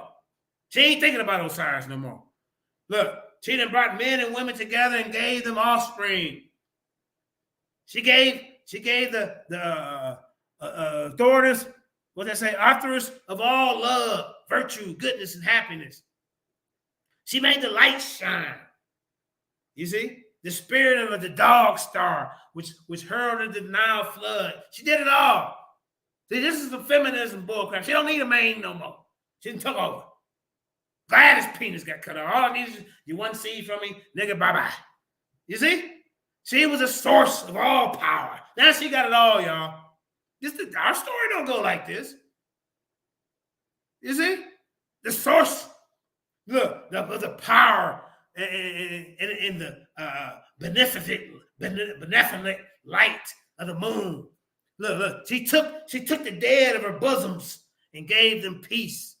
And she introduced them to life of immortality and happiness that was bestowed upon Osiris. She don't even need them no more, y'all. Osiris is out of there. He took over. First feminist movement was done in Egypt. Right? Now look at this. The message of the cult of Isis as preached by a priest was among hope and happiness. See, these niggas they don't see this cult of Osiris came from the Greeks and Romans. I'm just letting y'all know. The message of the cult of Isis, as preached by her priests, was one of the hope and happiness and coming to the Greeks and Romans. See, this is their stuff. See, when you go back to the Fifth Dynasty, these guys like Chris Harris and Smash Rockwell and Jabari, they can't even read this stuff. They don't have no way to decipher it. It's just like if I built a washer and dryer back in 1937 and I run upon it, if I don't have the schematics to know which each circuit connect to and things like that, I won't be able to understand it because I don't have the chart. That's exactly the same thing with these hieroglyphs. They wasn't even meant for the regular people. They were only meant for the initiate. You understand? The initiate, the priest, not the everyday people. The everyday people were not using hieroglyphs. Trust and believe that. All right? So how did our scribes, how did our people steal a story? Well, what we do? Did we go off the walls and steal it? Huh, Chris? So, like I said, the message of the cult of Isis was, as preached by the priest, was one of happiness, and it was taught by the Greeks and Romans, and where am I at? Which when the speculation of the philosophers carried no weight with them to the general public, the people everywhere welcomed it with the greatness of enthusiasm. From Egypt, it was carried to the islands of Greece and in the mainland of Italy, Germany, France, Spain, Portugal, all this Isis stuff. You see what I'm saying? And crossing them westward to the end of the Mediterranean and entered into North Africa. And with Carthage as a center spread east and west along the coast. Whenever the cult of Isis came, men accepted it as something which supplied what they thought to be lacking in their narrative cults. Rich, poor, gentle, and simple all welcomed it. And the philosopher, as well as the ignorant men, rejoiced in the hope of the future life which was given to them. Its Egyptian origin caused it to be regarded with the profound interest, and its priests were more careful to make temples of Isis quite different. These temples were different from everywhere. For those on the national god, and to decorate them with obelisks, sphinx, shrines, altars, etc., which were either imported from temples in Egypt or were copied from Egyptian originals in the temples of Isis. Services were held at daybreak and in the early afternoon. And everywhere they attended by crowds of people. The holy water was used in the libations for the sprinkling, and the people was a Nile river. People was Nile water, especially imported from Egypt. See, it's a now they import Nile water. It's a goddamn what they call that? A goddamn Hotep hustle into the vortex, into the vorteries of the goddess. It is symbolized the seed of the god Osiris, which germinated and brought forth fruit through the spells of the goddess Isis. See, first of all, we ain't dealing with tricks, bells, and spells and magic. Chris Harris, how is this the same? Certain things you got to look at. Certain things you have to point out. Certain things in this you have to evaluate. Okay, now they dealing with spells, tricks, magic. It took goddamn 15, 20 guys to bring a baby child, horse was died of the baby. Christ didn't die of the baby, but it takes all these guys to bring him back to life. Spells, whistles, and bells. And they scared of scorpions, lizards, and owls, and all this whole other stuff. Come on, man. This ain't got nothing to do with what we talking about over here. Only a fool would sit there and disregard all this information that I'm bringing out. Now, like I say, shrines and altars, obelisks, which were either imported from the temples of Egypt or in the temples of Isis, services were held at daybreak and in the early afternoon daily. Daily. We ain't doing nothing like that daily. And everywhere these were attended to crowds of people. The holy water was used as libation for sprinkling the people with Nile water. We ain't using no Nile water, specifically imported from Egypt. And the vortices of the goddess symbolized the seed of the god Osiris, which germinated and brought forth fruit through the spells of the goddess Isis. The festivals, and look, the festivals ain't even nothing like ours. The festivals and processions of Isis were everywhere. Most popular were enjoyed and learned by learned and unlearned alike. In fact, the Isis play, which acted annually in November, and the abomination, which was the exception of Osiris or Serapis, Isis, Anubis, the physician, and Harpocrates, the child of Osiris, and Isis, and these from being the ancestral spirits of the comparatively obscure African tribe in the early dynastic times. Before, for several hundreds of years, the principal objects of worship of some of the most cultural and intellectual nations. The treatise of Pluric de Egypte helps to explain how this came about, and for those who study Egyptian legend of Isis and Osiris, the work has considerable importance. So as y'all can see, I have pointed out a whole bunch, and I got more. Go back to what else they got on this. This is all right, and this is it. This is their history of creation. Right? Let's see what it says. The book of knowing the evolutions of Ra and the overthrowing Epet. There are the words which the gods Neb-er-tet spoke after he had come into being. So now, these words are from Neb-er-ker, spoke as he had come into being. I am he who had come into being in the form of the god Khepra, and I am the creator. So now they got somebody else, Neb-er-ker, as claiming to be the creator. They got all these different ones claiming to be creator. So our creator, Yah, claims to have a son named Christ. Is these different creators that they got in their cosmologies, are all them claiming Horus?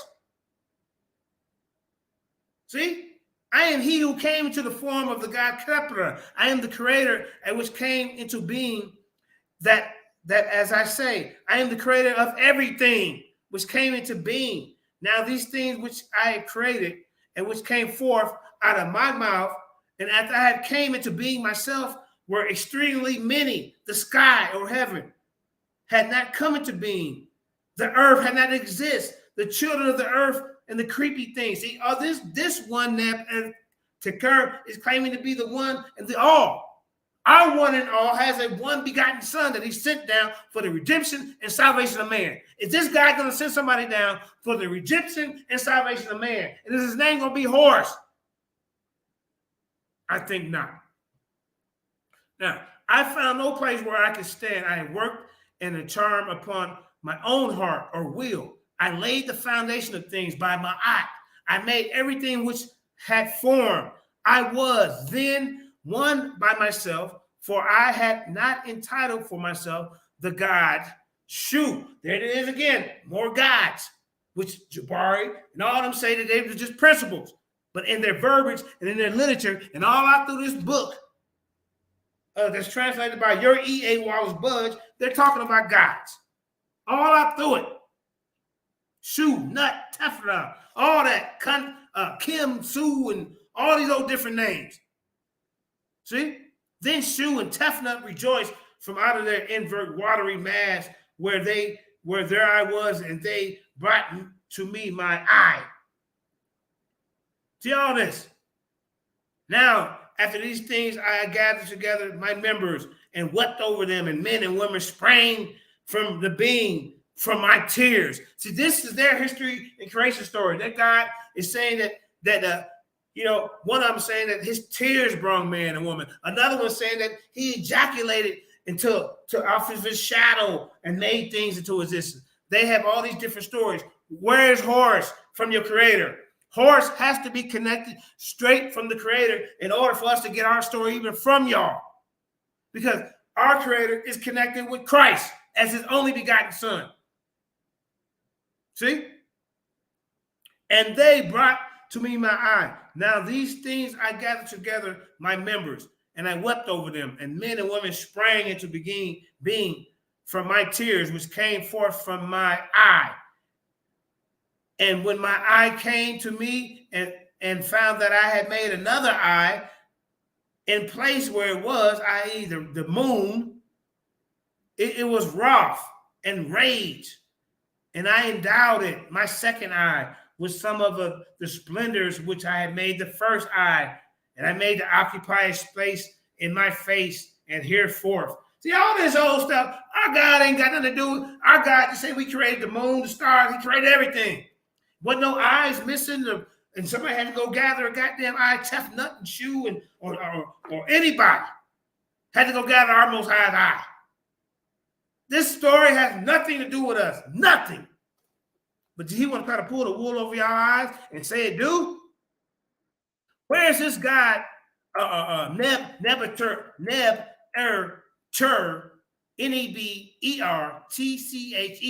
who said he spoke everything? I am who came from the form of the God. And then he even said that he come from the form of another God, Kepra. He said he created everything, but he came from another God called Kepra, who came into being in the form of the God Kepra. And he said he is the creator. Now, wait a minute. Our God don't come into the form of no other creator. How is this the same? Our God said he has an only begotten son. This Nebuchadnezzar ain't saying nothing about no only begotten son that he's sending down to redeem the man and give him salvation. All he said, he cried. That's it. And they brought me my eye and all this old madness. See? And then it says, and when there fell the moment through plant-like clouds, I restored what had been taken away from them. I appeared from out of the planet-like clouds. I created creepy things of every kind and everything which came into being them. Shu and Tefnut brought forth Seb and Nut, and Seb and Nut brought forth Osiris. And Osiris brought forth Heru, Kenet, and Amete, and Set and Iris and Nephthah at one birth. Look at all this. This has nothing to do with us. Let me share something else. Hold up. All right. Let's go into the 7 type of miracles that Christ performed. Did Osiris do any of this, y'all? Or did what's his name? Kareem, can you see my screen? Or do I need to go out and come back in? I can see it. Okay. It says spectacular miracles of Christ? No. It says the history of creation. Okay, so maybe I need to go out and come back in. I went to another article. Okay, let me stop sharing. Hold up. All right, let me see. Screen. Okay, let's see.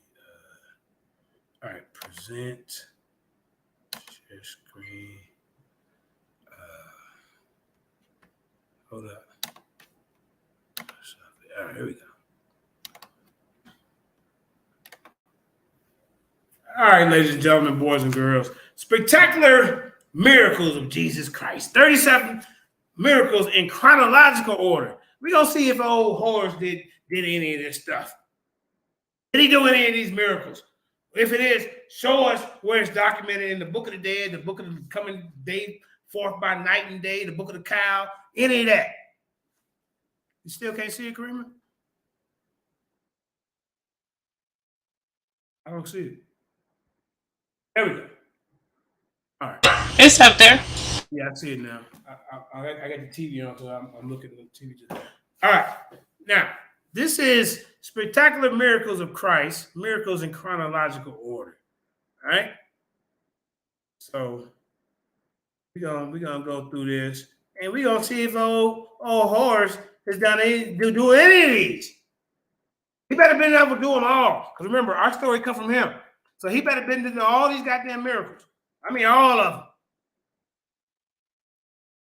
All of them. Let's go.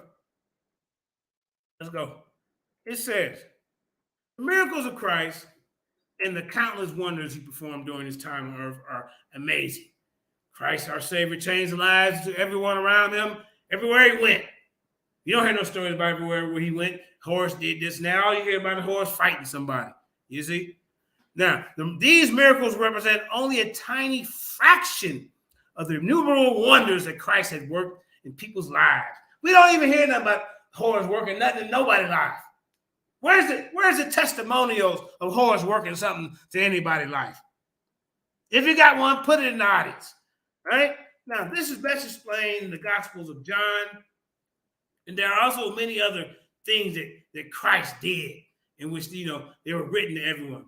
Now, I suppose that even the world itself could not contain the book that should have been written. Amen. All right. Now, these astounding miracles during his earthly ministry can be classified into three categories. Where's the miracles of horse being classified anywhere? Mighty deeds representing someone else, such as the kingdom of God. What kingdom did horse represent? Only but himself for trying to get on a throne, an earthly throne. That's all horse was worried about, an earthly throne. Something extraordinary. These 7 types of miracles of Lord and Savior performed on the earth are given below. All right. Number 1, he fed thousands of people. Where is horse feeding anybody? Number 2, casting out evil spirits. Horse didn't do that. We just read that his mama did. Where's horse doing this? And then she cast out poisonous scorpions. All right. Healed the blind, deaf, sick, injured, and infirm. I can't see that small kind of word. Where did horse do this, y'all? Where did horse turn up at the party and turn water into wine? I need to know. Where? These are important things that's a part of this story, a part of this legend. Where did horse turn water?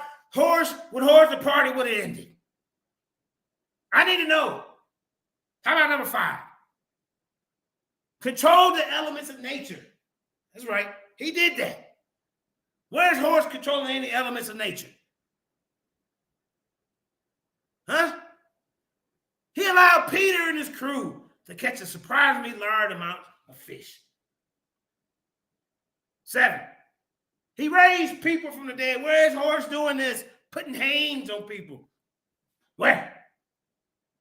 How about when performing supernatural acts of love and power? Christ revealed his divine nature, limitless compassion, absolute authority over nature, and showed that he is the Son of God and promised Messiah. When did horse run around talking about he was the promised Messiah? When? Show it to me. See, these miracles will build your faith and prepare you to receive your miracle today. See, Christ is unchanged and still does his miracles save and heal us. See, horse story through different cosmologies change and never stays the same. See, I've already pointed this out in this dissertation, this presentation that 7000 is brushing out to you. As a matter of fact, go ahead and hit that like, share, subscribe button right now. Go ahead and hit that. Now, 37 miracles of Jesus in chronological order. Hold up. Who's that on here? I see somebody. Bishop who? Let me get to the TV. Bishop Swarm. Go ahead, Bishop Swarm. Introduce yourself real quick so I can get back to the lesson. Shalom, JJ. I'm in the mall right now. Let me get to a cool spot where I can hear everybody. Okay. Well, I don't know if you subscribe or prescribe to the historicity of Christ. I just want to let you know, and Chris Harris, if you're listening, no reputable scholar or people who scholar that's represented in their circles would ever say that Christ didn't exist. I'm going to show you the article here in a minute. No sane scholar would ever say that Horus existed. You won't find it. JJ, you said no scholar said Horus actually existed? Horus. Where? Oh, okay. The Butter Knife Squad need to explain themselves, it sounds like then. Oh, yeah. And this is what they also need. Now, the location in Cana and Galilee in John 21, 1 through 11, Christ turns water into wine at a wedding. Where did Horus do this, everybody? How about Christ heals a nobleman's son in Capernaum in Galilee? This is in Galilee, y'all. These stories are coming up out of Galilee, not Egypt, where this novice, this neophyte is getting in front of the community and he's saying the story of Christ came from Egypt. I can show you a way more differences than he can provide similarities. If that's what we're going to judge the debate on, he's in trouble. Jesus drives out evil spirits from men. Where did Horus do this? But he did it in Galilee, not in Egypt. It was in Mark 1, 21 through 27. You can go look it up. Where's Horus running around healing people's mama-in-law when they're sick with fever? Where are you doing that? The little nigga couldn't even survive a goddamn scorpion bite. We got the story of Christ doing this, not in Egypt, but in Capernaum in Galilee. That's in Matthew 8, 14 through 15, Mark 1, 29 through 31, Luke 4, 38 39. 7,000. Let's keep it moving. Now, Jesus. Hey, JJ, I think if we was in Egypt and Horus was about to die, we probably need to run because of that retainer sacrifice. You're damn right. You're damn right. We be trying maybe. And then look, so Chris Harris, his position, right, King, as well. They did it in the first dynasty, but then they stopped doing it after that. So they made the correction, right? Now, here's what's problematic about his position, right? Sonetta always argues that we should practice whatever the older tradition is, right? So wouldn't it be fair for me to say that the retainer sacrifice has a foundation in Kemetic religion?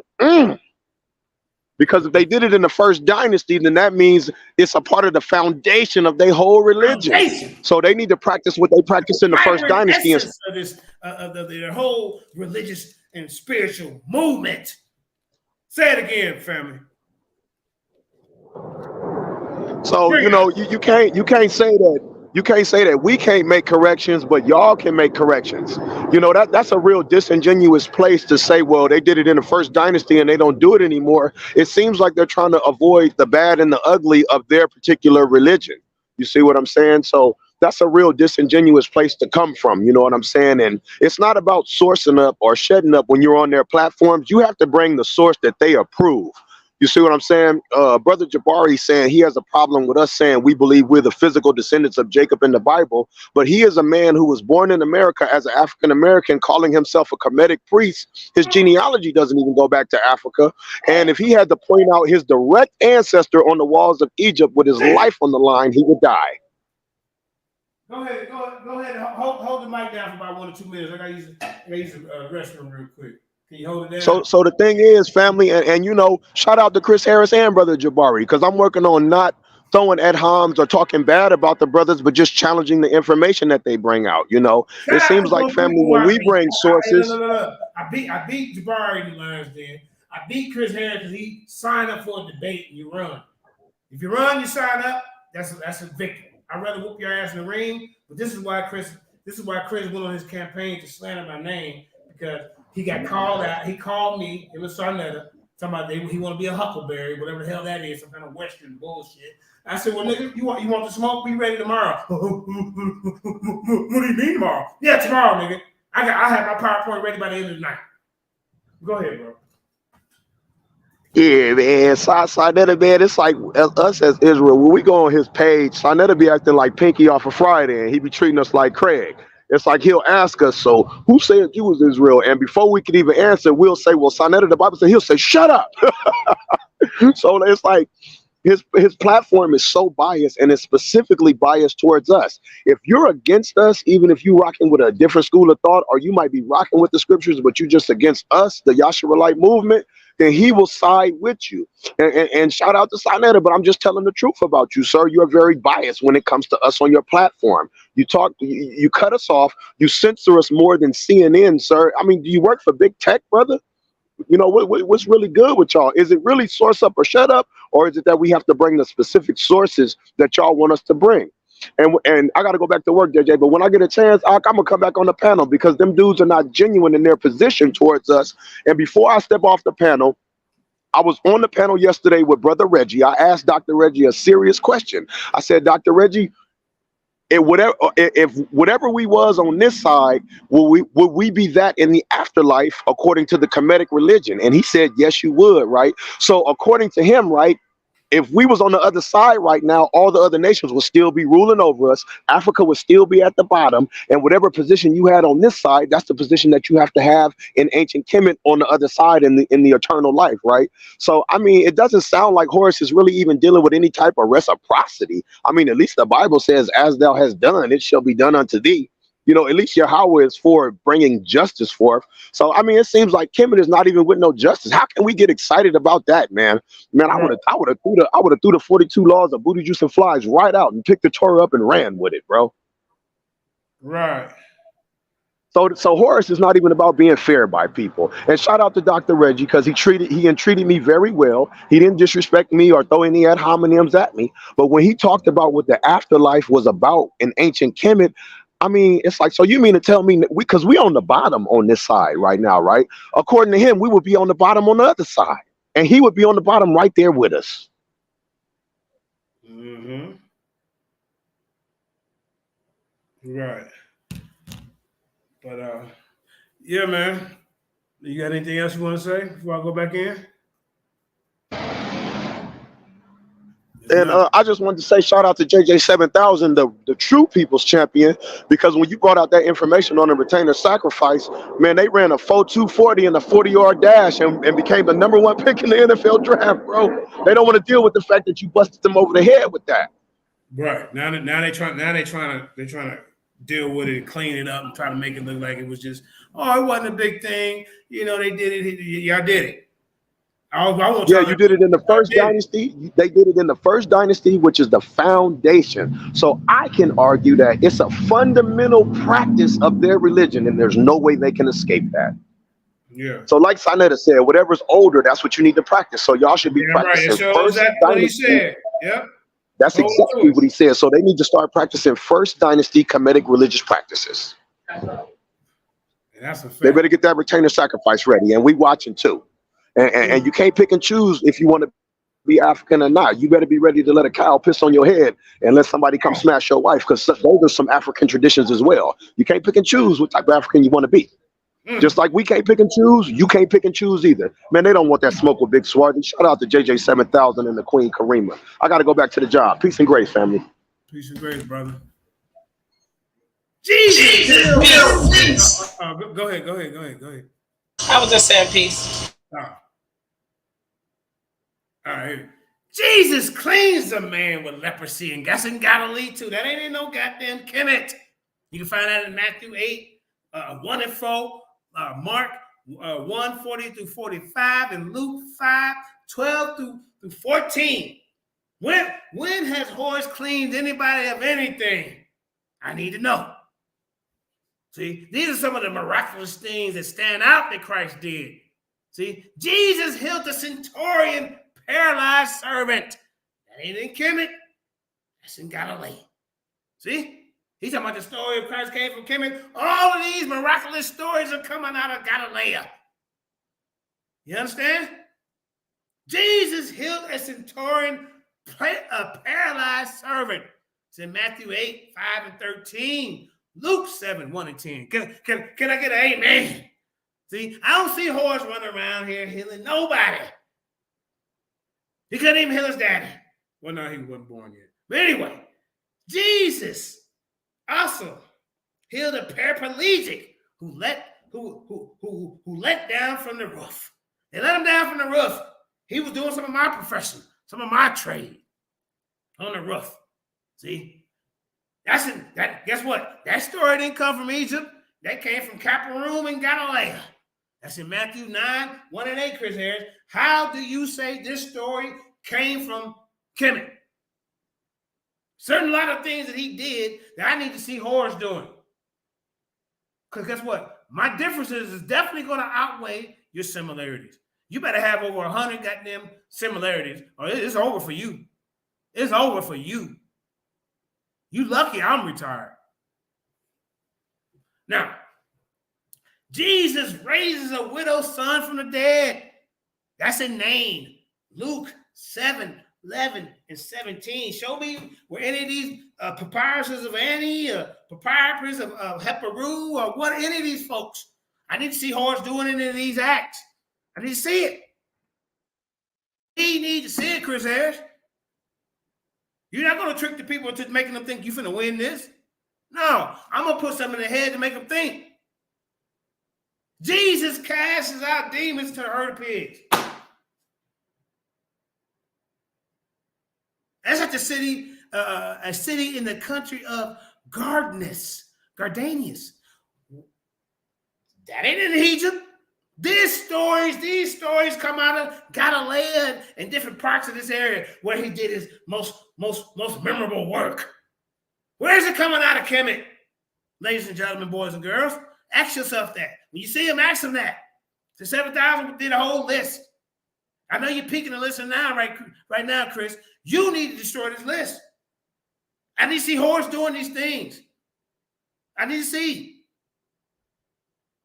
Casting out demons to a herd of pigs. That's in like I said, Gardanius, Matthew 8, 28 through 33, Mark 5, 1 through 20, and Luke 8, 26 and 29. And ain't none of them authors right there talking about they was in Kemet when they heard it. They was in Kemet. You niggas couldn't even decipher your priesthood was dead around this time. So how were we copying stories that we can't even read off your walls and that the normal everyday man can't read off the wall? Because those hieroglyphs were for the initiates. You idiot. All right. Jesus heals a woman in the crowd with an issue of blood. She was bleeding so heavily she couldn't come off a period. When did Horace do this for any woman? When? That's in Galilee. That story didn't come out of Kemet. You can read it in Matthew 9, 20, and 22, and it tell you where it was at. Chris Harris, this debate's already over before you even get in the ring.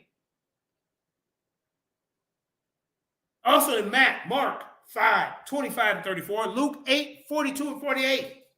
When did Jesus raise a daughter back to life? When did Horace raise somebody's daughter back to life? That story didn't come out of Kemet. That came out of Camperinum in Galilee. This debate is over before it starts, Sarnetta. I know you're peeking and watching. All your debaters happy I retired. You can trust and believe that. Matthew 9 and 18 is where it came from. And also Mark 5, 21 through 24. Also in Mark 35 through 43, the stories talked about Jesus raising somebody's daughter back to life. When did Horace ever do this? In Luke 8, 40 and 42. All right? How about this? Jesus kills 2 blind men. I need to see a story of Horace healing 2 blind men. On your walls, your hieroglyph, your papyrus or any of that. You won't find it, y'all. You will not find it. These are some of the things, the miraculous things that were recorded about our Christ. The historical Christ. There's no historicity to Horace. They're not the same stories. One of them's historical. The other's a figment of their imagination. One of them's historical. The other was a figment of some man's imagination writing around about Seth and Horace copulating between buttocks. When did Seth and Horace, when did Christ copulate between anybody's buttocks? These stories are not the same. So we ain't even gonna get on that part. Let's keep it moving. Christ feeds 5,000 men and women and children. When did Horace self his ass feed anybody? But guess what? That story is not in Egypt. That's in Bethsaida. Bethsaida. Bethsaida. That's that's where that story come from. You write that, you can read that in Matthew 14,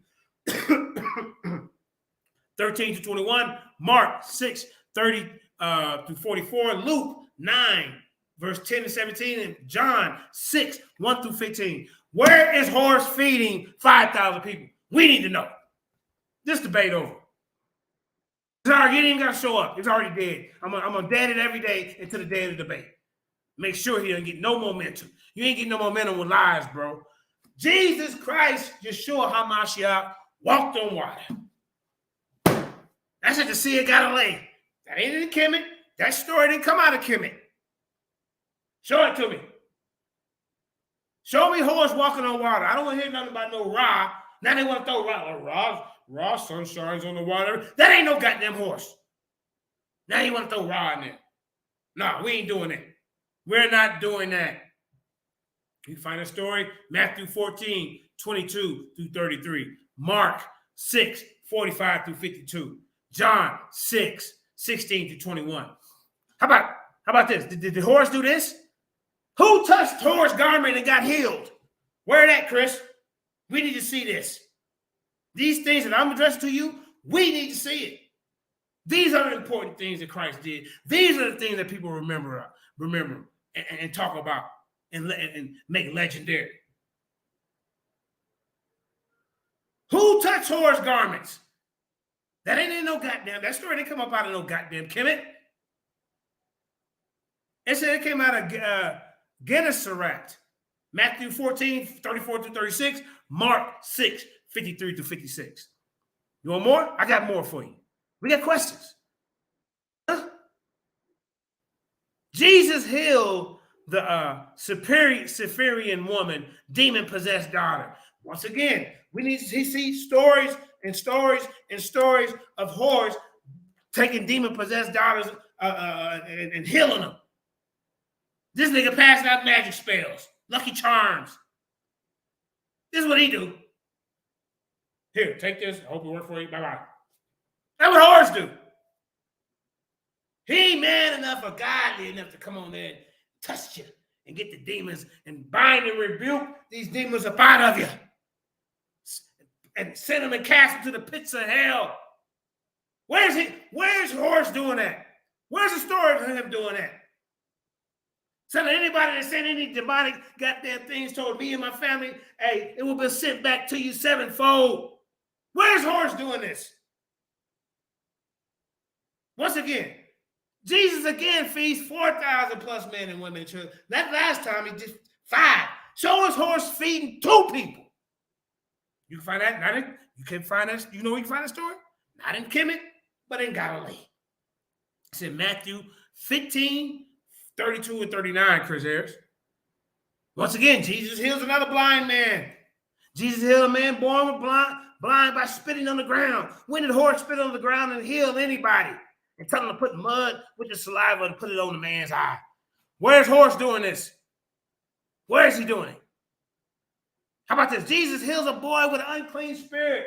Where in the hell is horse doing this? That ain't no goddamn Kemet. That story didn't come out of Kemet. Another story. It came out from Mount Hermon. It's in Matthew 17, 14 through 20. I don't see none of that story in this book. Chris Harris. Huh? How about this? The miraculous temple tax in the fish, in a fish's mouth. We don't hear horse doing it like that. Horse ain't that cool and popular. How about he heals a blind and mute and demonic person all the same day? Where's horse doing this? That wasn't in no goddamn Kemet. That was in Judea. Matthew 12, 22 and 23. It's over. Chris Harris, you shouldn't even show up. If you watch this, there's nothing you can respond. There's nothing you can say to even compare your horse whatever you want to call them, to Christ. How about this? When did Horus heal a crippled woman who had been crippled for 18 years? Show me the story of that. That story didn't come from no goddamn Kemet. It came right out of Judea. You can find it in Luke 13, 10, and 17. That's where that's documented. Show us where it's documented in goddamn Egypt. What Horus is doing this, and goddamn it, I guess who wrote it down and copied. Oh shit, Horus doing this. Let me write that down. Come on, man. How about this? Jesus heals a man with dropsy on the Sabbath.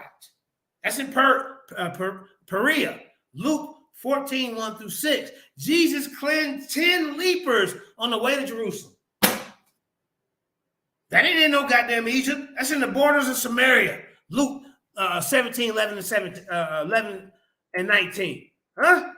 How about this? Jesus raises Lazarus from the dead. That's in Bethany. That ain't in Kemet. It's John 11, 1 through 45, Chris Harris. This debate over, bro. Don't even show up. Your guy ain't doing none of this shit. Excuse me. None of this stuff. Jesus restores sight to Bartimaeus. He's steady healing blind people. That's in Jericho. That ain't got nowhere to do with no goddamn Egypt. It's in Mark 10, 46 through 52. Luke 18, 35 to 43. Chris, you want more? Jesus withers the fig tree on the road from Bethany. Where Horus even dealing with any trees and fruits? Huh? That's at the Mount of Olives. That didn't happen in no Kemet. That story came from somewhere else, not Kemet. That's in Matthew 21, 18 to 22. Mark 11, 12 and 14. You want more, Chris? How about this? Jesus heals a servant, severed ear while he was being arrested. What servant of Horus got his ear cut off? That didn't happen in Kemet. That happened in Gershom, Luke 22, 50 through 51. The second miraculous catch of fish, again, that's in the Sea of Tiberias. Where's that? That's not in Kemet. That's in John 21, 4 and 11. All right. We got more to read to you. I got a little bit more. Then we're going to close it out. I'm going to show you a couple more articles. You're going to have to deal with this. You're going to have to stop pushing this false narrative that you think you got this on lock. You're going to stop pushing this false narrative that, because there's a few similarities, that this debate is on lock. This debate is not on lock, because I can show you way more. But look, we're going to count the similarities, and I'm going to show you all the goddamn differences, and I guarantee you it's going to outweigh your similarities. So now what are you going to do with these differences? How do you deal with the differences, Chris Harris? You just going to overlook them? Jesus has cured diseases and cast out evil spirits in women.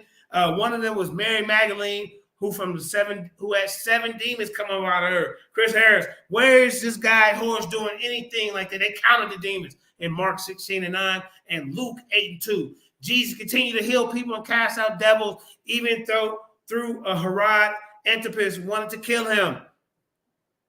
Where's Horus doing this? The miracles of Christ are a testament to his divinity and absolute power over everything during his time on earth. Many people witnessed his miracles. See? So let me get back to something. Hold on. Let me show you something else. I'm on his neck. Where that? Hold up. I'm gonna show you one more. Hold up. Okay. All right. Okay.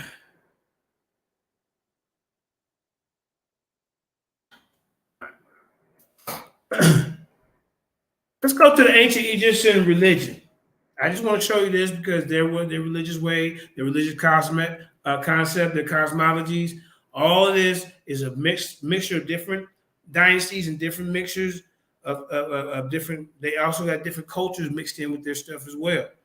But they want to try to make it like everything come from Kemet, everything come from Egypt, and we got to stop doing that, man.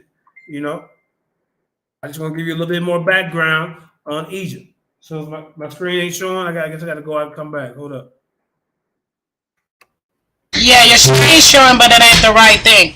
Right. Okay, let me stop. I think I got to go out, and then I got to present. Okay. All right. Which one was it? Sumerian afterlife, the miracles of Horus. Look, if you look at miracles of Horus, look, watch this. It's not, no, see, they don't even got nothing. They give you pictures. Oh, Jesus copied from you. Where's that at? The miracles. Okay, okay, let's go over this. Right here. All right, let me know when you see it. It's out there. Okay.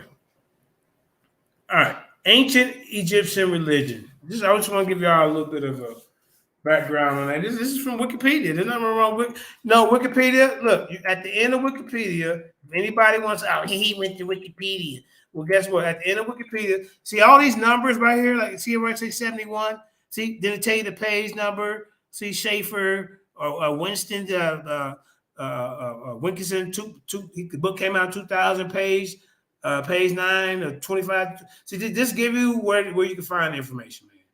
Don't let them fool you.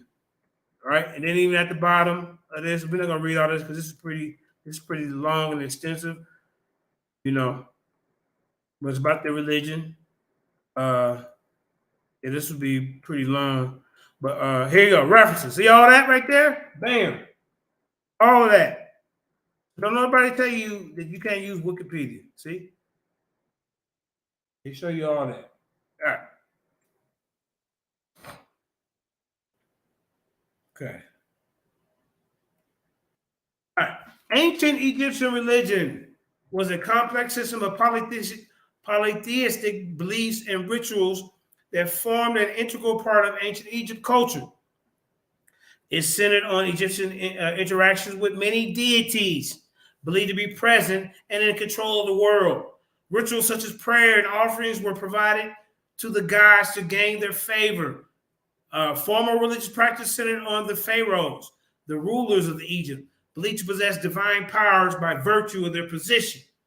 You see, that they acted as intermediaries between their people and the gods, and were obligated to sustain the gods through rituals and offerings. So their gods needed man to sustain them. You see, by rituals and offerings, so that they could maintain ma'at in order of the cosmos and repel Isfet, which is chaos. The state dedicated to enormous resources to religious rituals and to the construction of temples. Individuals could interact with the gods for their own purposes. See, Jabari, I told you they interact with these gods. Sometimes they have festivals where the priests would bring out this statue where they would invoke the spirit inside of the statue. They would think that they would bring it out to the people, and the people would ask for favors and why this and why that is going wrong, and can you do this for Sister Betty? All that type of stuff. You see, can you get it for? What about this spell and all this? See, individuals could interact with these guys for their own purposes, appealing for help through prayer, or compelling their gods to act through magic. These practices were distinct from, but closely linked with the formal rituals and institutions. The popular religious traditions grew more prominent over the course of Egyptian history. At the status of the pharaoh declined, Egyptians' belief in the afterlife and its importance of funerary practice is evident in the great efforts made by to ensure the survival of souls after death. And see, they did that by via the provision of tombs, grave goods, and offerings to preserve the bodies and spirits of the deceased. The religion had its roots in Egypt's prehistory and lasted 3,500 years. So don't let nobody tell you that Egypt was not a religious place. All right. The details of religious beliefs changed over time as the importance of particular gods rose and declined. See, their gods rise and decline. Our God has been with us since the Bible, the same one. And their intricate relationships shifted. At various times, certain gods became preeminent over others, including the sun god Ra, the creator god Amun, and the mother god Isis. Remember, I told you all three of these were interchangeable, and they would all at one point have a certain power over the people, or the main one at that certain time. You see, it just depends on the time period. For a brief period in the theology promulgated by the pharaoh Akhenaten, a single god, the Aten, replaced the traditional pantheon. Ancient Egyptian religion and mythology left behind many writings, monuments, along with significant influences on ancient and modern cultures. Beliefs. What are some of the beliefs that they never talk about and never tell you? They never talk about and never tell you. The beliefs and rituals now referred to as ancient Egyptian religion were integral with every aspect of Egyptian culture. The Egyptian language possessed no single term corresponding to the modern European concept of religion. Ancient religion, Egyptian religion, considered a vast and varying set of beliefs, a set of practices linked by their common focus on the interaction between the world of humans and the world of the divine. See, the characteristics of the gods who populated the divine realm were inestrangably linked to the Egyptians' understanding of the properties of the world in which we lived, which they lived. The deities. The Egyptians believed that the phenomena of nature were divine forces in and of themselves. These deities' forces included elements, animal characteristics, and abstract forces. The Egyptians believed in a pantheon of gods, which were involved in all aspects of nature and human society. Their religious practices were efforts to sustain the these phenomena and turn them to human advantage. This polytheistic system was very complex, and some deities were believed to exist in many different manifestations, and some had multiple mythological roles. Conversely, many natural forces, such as the sun, were associated with multiple deities. The diverse pantheon ranged from gods with vital roles in the universe to minor deities or demons. See, with very limited or localized functions. That's in Wilkinson, 2003, page 30, 32, 89. It could include gods adopted, It could include gods adopted from foreign cultures. Stop right there. Gods were adopted from foreign culture by the Egyptians. They don't want to tell you that because they want you to think that everything started in Kemet. Everything started in Kim. Everything started in Cam. Well, no. It said it could include gods adopted from foreign cultures, and sometimes humans. Deceased pharaohs were believed to be divine, and occasionally distinguished commoners such as Imhotep can be deified. Here's a source for that. That's in Silverman, 1991, page 55 through 58. The depictions of the gods in art were not meant to be literal representation of how the gods might appear if they were visible. As the gods' true nature were believed to be mysterious, instead these depictions gave recognizable forms, for the abstract deities by using symbolic imaginary to indicate each god's role in nature. And that's in David 2002, page 53. This iconography was not fixed, and many of the gods could be depicted in more than one form. See, this is why I know y'all are different from us, right? Many gods were associated with particular regions in Egypt where their cults were most important. However, these associations changed over time. It changed over time. Does that mean that the god associated with a place had originated there? For instance, the god Mantu was the original pantheon in the city of Thebes. Over the course of the Middle Kingdom, however, he was displaced by the role of Amun and has arisen elsewhere. The national popularity and importance of individual gods fluctuated in a similar way. Deities have complex interrelationships with partly related the interaction of the forces they represented. The Egyptians often grouped gods together to reflect their relationships. One of the most common combinations was family triad composed of father, mother, and child who were worshipped together. Some groups had wide-ranging importance. One such group, the Ennead or Great Ennead, was a group of 9 deities of Egyptian mythology worshipped at Heliopolis, the sun god Adam, his children Shu and Tefnut, their children Geb and Nut, and their children Osiris and Isis, Set and Nephthah. The Ennead sometimes include Horus, the son of Osiris and Isis, right? So assembled, okay, so they assembled these 9 deities into a theological system that they involved in the mythological areas of creation, kingship, and the afterlife. That's in Wilkerson's 2003, page 79 through 74 through 79.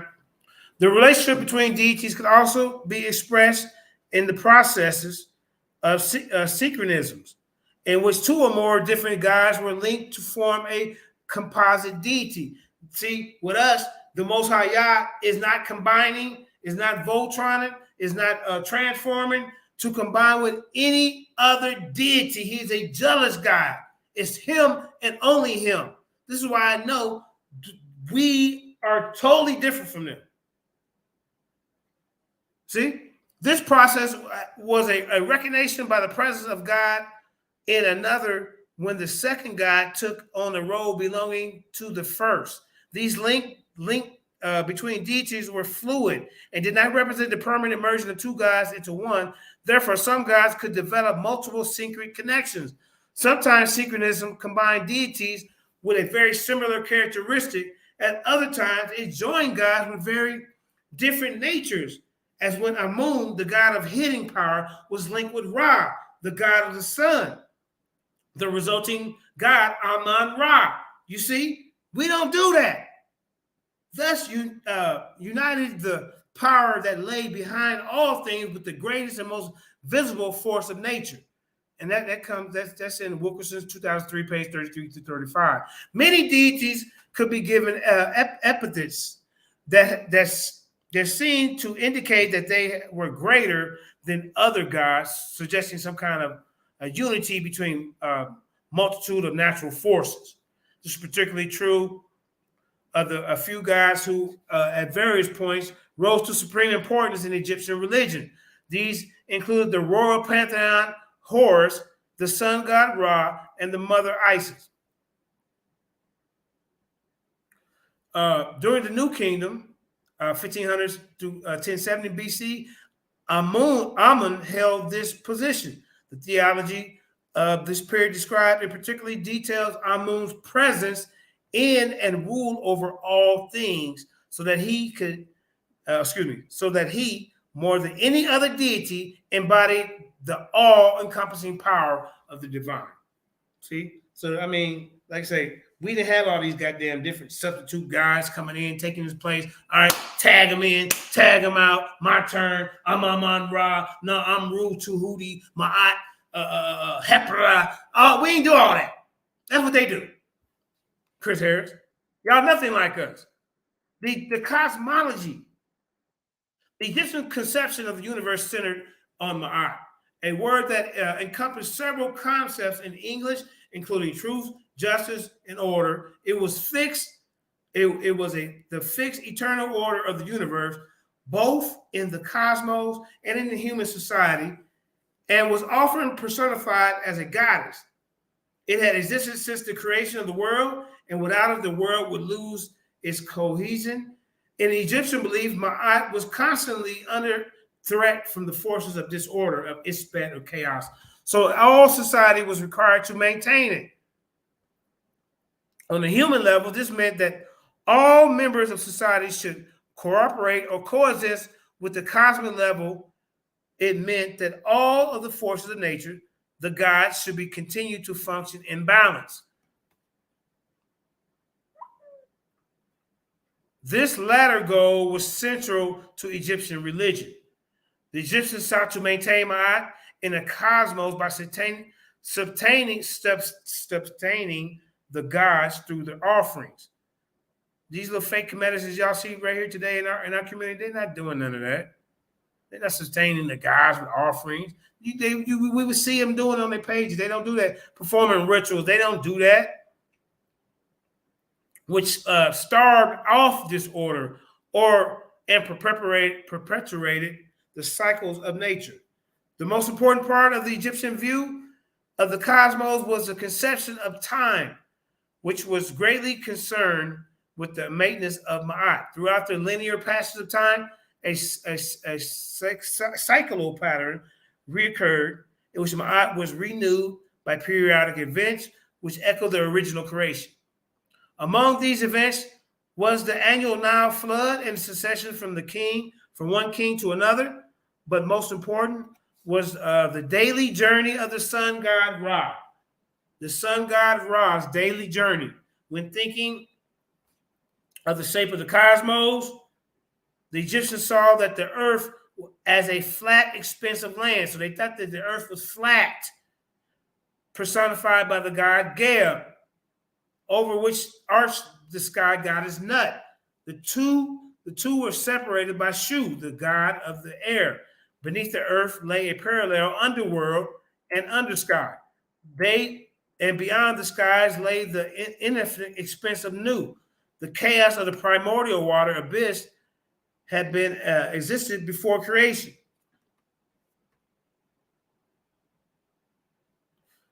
The Egyptians also believed in a place called the Duat, a mysterious region associated with death and rebirth that may have lain in the underworld or in the sky. They don't know if it was in the underworld or the sky. Each day, Ra travels over the earth across the underside of the sky, and at night pass through the Duat to be reborn at dawn. In Egyptian belief, the cosmos were inhabited by three types of sentient beings. One was the gods. Another was the spirits of deceased humans who existed in the divine realm and possessed many of the gods' abilities. Living humans was the third category, and most important among them was a pharaoh who bridged the human and divine realms, which y'all don't have right now to do that for you. So you really ain't practicing Ma'at. All right? Kingship. Egyptologists have long debated the degree of which the pharaoh was considered a god. It seems most likely that the Egyptian viewed royal authority itself as a divine force. Therefore, although the Egyptians recognized that the pharaoh was human and subject to human weakness, they simultaneously viewed him as a god because the divine power of kingship was incarnated in him. He therefore acted as intermediary between between Egypt's people and the gods. He was key to upholding Ma'at, both by maintaining justice and harmony. Where is your pharaoh to uphold your Ma'at now? All of y'all that say you're practicing and upholding Ma'at, where is he at? Because without him, there has to be an intermediary between the divine force and the human. And you guys don't have that. You don't have it. However, the pharaoh's real-life influence and prestige could differ from the portrayal of the official writing and depictions. In the beginning of the late New Kingdom, his religious importance declined drastically. All right. The king was also associated with many specific deities. He was associated with Horus, right, who represented kingship itself and has been seen as the son of Ra. Now, Horus is the son of Ra, everybody. At first, he was the son of Osiris. Where is Christ being somebody else's son besides the Most High? Where's it at, Chris? Because right here, it says Horus, who represented kingship itself, and he was seen as the son of Ra. Now the nigga got two daddies. Now he got two daddies. They don't even know who the pappy is, who ruled and regulated nature as a pharaoh and ruled and regulated society by the new kingdom he was associated with.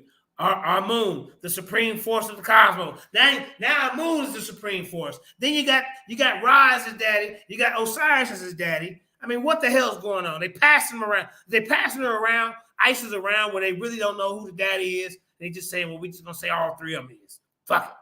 Excuse me. Forget it. Upon his death, the king became fully deified. See, we don't do that. They didn't fully deify David. They didn't fully deify Solomon.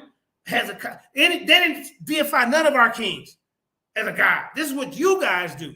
Upon his death, the king became fully deified.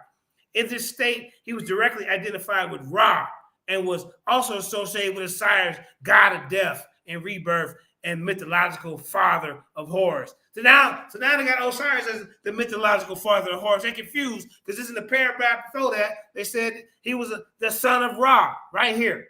Son of Ra right here. Y'all see where my arrow circling right here? You see that? Then next thing you know, he was associated with Osiris, god of death, rebirth, and mythological father of horrors. Which one is it? We don't have no goddamn father, baby daddy problem. They know in our literature who the daddy is of Christ. Many monetary temples are dedicated to the worship of deceased pharaohs as gods. Let's see what they say in the afterlife. Then I'm gonna cut this off, because I'm getting kind of running out of. I need some water. Hold on, let me get some water. Hold up.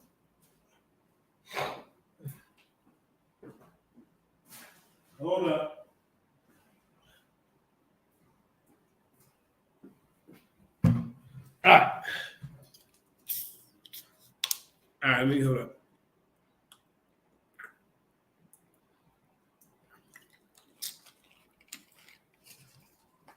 All right.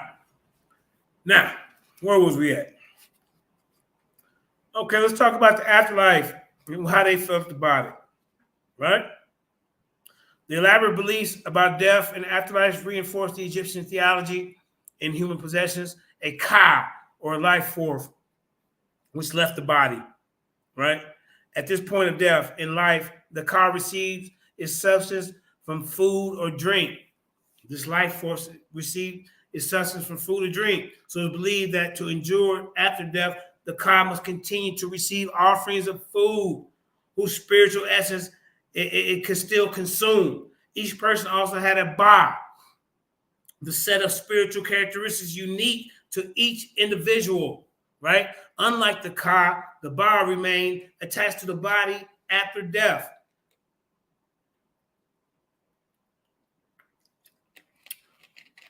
All right, after death.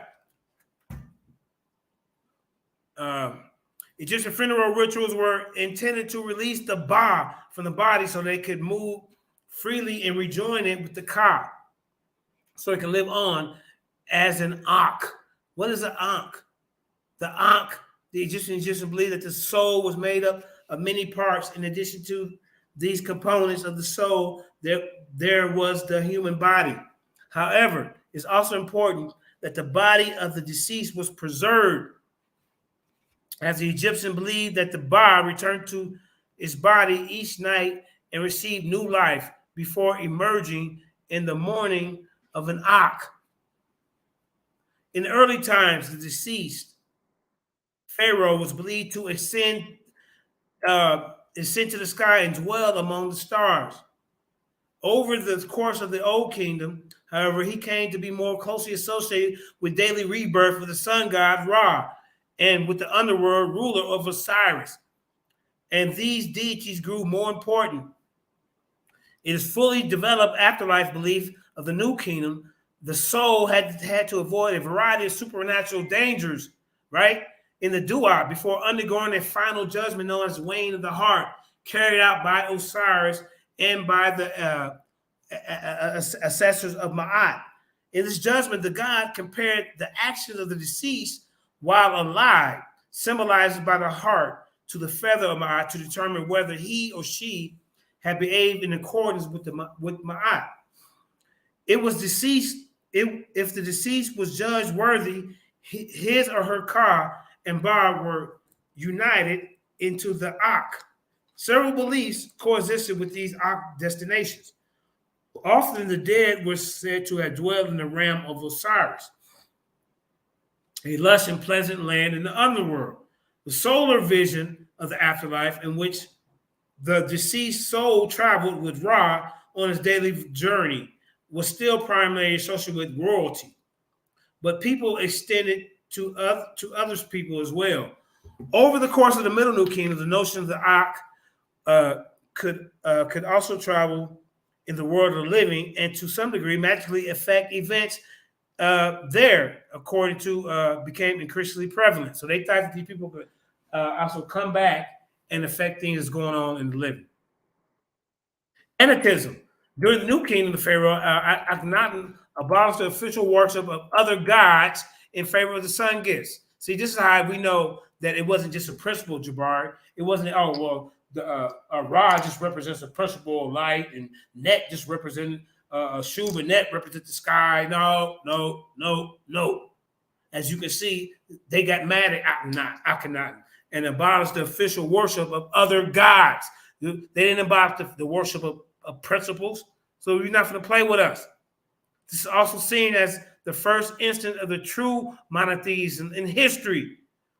Although the details of Atenist theology are still unclear, and suggestions that the monotheism is disputed. The exclusion of all but one god from worship was a radical departure from Egyptian tradition, and some seeing Akhenaten as a practitioner of monetary or henotheism rather than monotheism, right? And henotheism is the worship of a single supreme God that does not deny the existence of possible existence of other deities.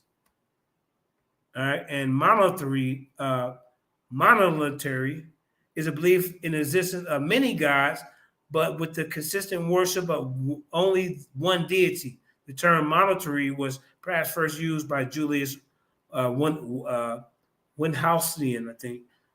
All right. Now, as he did not actively deny the existence of other gods, he simply retained from worshiping any but the Aten. Under Akhenaten's successors, Egyptians reverted to the traditional religion, and Akhenaten himself came to be revealed as a heretic. All right, the writings of the Egyptians had no unified religious scriptures. See, our stuff is unified; it's religious scripture. So once again, we didn't get nothing from y'all. They produce many religious writings in various types. What are these various types that you guys don't even teach or even talk about? Together, the disparate texts provide an extensive but similar incomplete understanding of Egyptian religious practice and belief. They don't have an incomplete understanding of your religious practice and beliefs. We have a very well-rounded understanding of our religious practice and beliefs in our Bible. And it didn't come from you guys because you don't even have an understanding of it. Mythology. Egyptian myths were stories intended to illustrate and explain the gods' actions and roles in nature. The details of the events they recounted could change to convey different symbolic perspectives of the mysterious divine events they described. So many myths existed in different and conflicting versions. Let me say that again. Many of the myths existed in different and conflicting versions. Which myth of Horus are we talking about? There's so many conflicting versions. Chris Harris, Jabari, Sarnetta, any of y'all who follow this comedic madness. Mythological narratives were rarely written in full, and more often texts only contain episode forms or allusions to a larger myth. Knowledge of Egyptian mythology, therefore, is derived mostly from hymns that detail the roles of specific deities, from rituals and magical texts, which describe actions related to the mythic event, and from funerary texts, which mention the roles of many deities in their afterlife. See, some information is also provided by allusions in secular texts. Finally, Greeks, Romans, such as Plutarch, recorded some of the extant myths of Egyptian history. See, they get a lot of this stuff that's written down from the Greeks, this Egyptian stuff that was written down by them. Among the significant Egyptian myths were the creation myths. According to these stories, the world emerged as a dry space in the primordial ocean of chaos. Because the sun is essential to the life on earth, The first rising of Ra marked the moment of its emergence. Different forms of the myth describe the process of creation in various ways. A transformation of a primordial god, Atum, into the elements that form the world, as a creative speech of the intellect god, Ptah, as an act of a hidden power of Amun. So you got Ptah, you got Amun, and then you got, what's the other one? Ra. Regardless of these variations, the act of creation represented the initial establishment of Ma'at, and that the pattern for the subsequent cycles of time. The most important of all Egyptian myths is the Osiris myth. Osiris myth is the most elaborate and influential story of the ancient Egyptian mythology. It concerns the murder of the god Osiris. What god that we deal with gets murdered? But that's what's going on with them, right?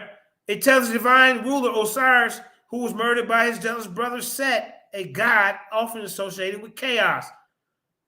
So Osiris' sister and wife, Isis, resurrected him. See, where is it showing that our God married his sister?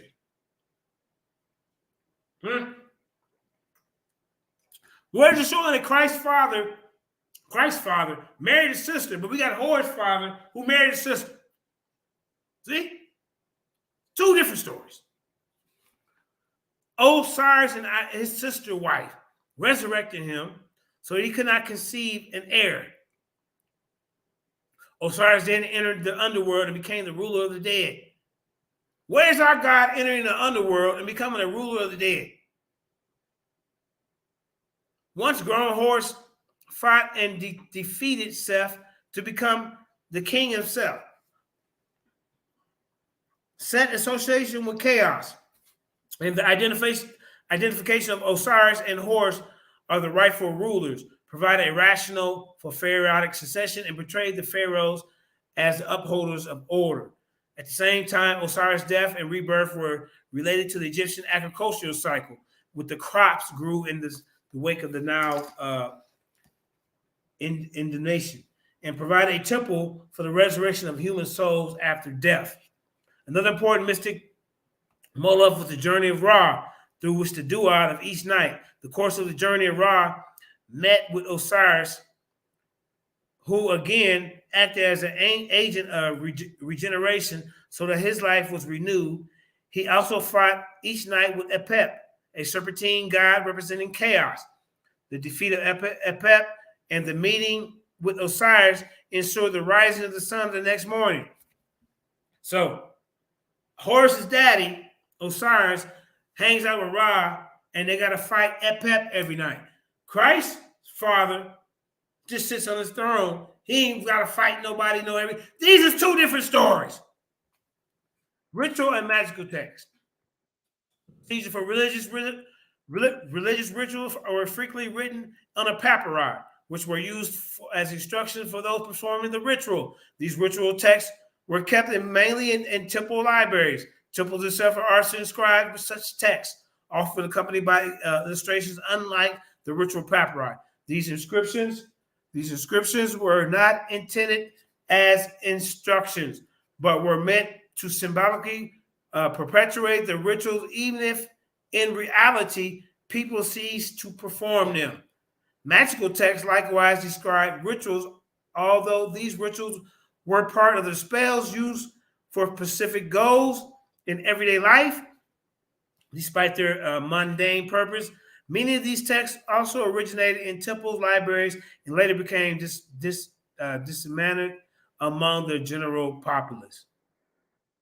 All right, I'm getting kind of tired of reading, y'all. As you can see, there's more stuff. They got animal cults, oracles. The Egyptians used oracles to ask the gods for knowledge and guidance. Wait a minute. I thought they didn't believe in gods. Chris Harris. The Egyptians used oracles to ask the gods for knowledge. We don't ask for no number of gods for knowledge. We stick to one. And that God has a son, Christ. You got all these damn top guys, are all of them claiming Horus as their son. as their son. The Egyptians used oracles to ask God for knowledge and guidance. Egyptian oracles are known mainly for the New Kingdom and afterwards. Through they probably appeared much earlier. Perhaps all classes, including the kings, asked questions of oracles. The most common means of consulting an oracle was to pose a question to the divine image while it was being carried to the I told y'all, in a festival, a procession. I told y'all the most common means of consulting an oracle. I told y'all earlier, but they invoked the spirit inside this goddamn statue, and at a festival they were bringing out amongst the people. Why are we doing that? The most common means of consulting an oracle was to pose a question to the divine image, an idol. See, they were idol worshipers. They thought their gods were being these idols. While it was being carved in a festival procession, and answer form the Barku's movements. Other methods including interpreting the behavior of cult animals. Now they got these animals running around and they want to interpret their behaviors, drawings of lots, and consulting statues through which was priests apparently spoke. Look at all this. We're not doing none of this. The means of discerning the God's will gave great influence to the priests who spoke and interpreted the God's message. I'll be damned. The God's message. See? All right, I'm going to read y'all one more. I need to know this. All right? Popular religion. While the state cults were meant to preserve the stability of the Egyptian world, lay individuals from their own religious practice that related more directly to daily life.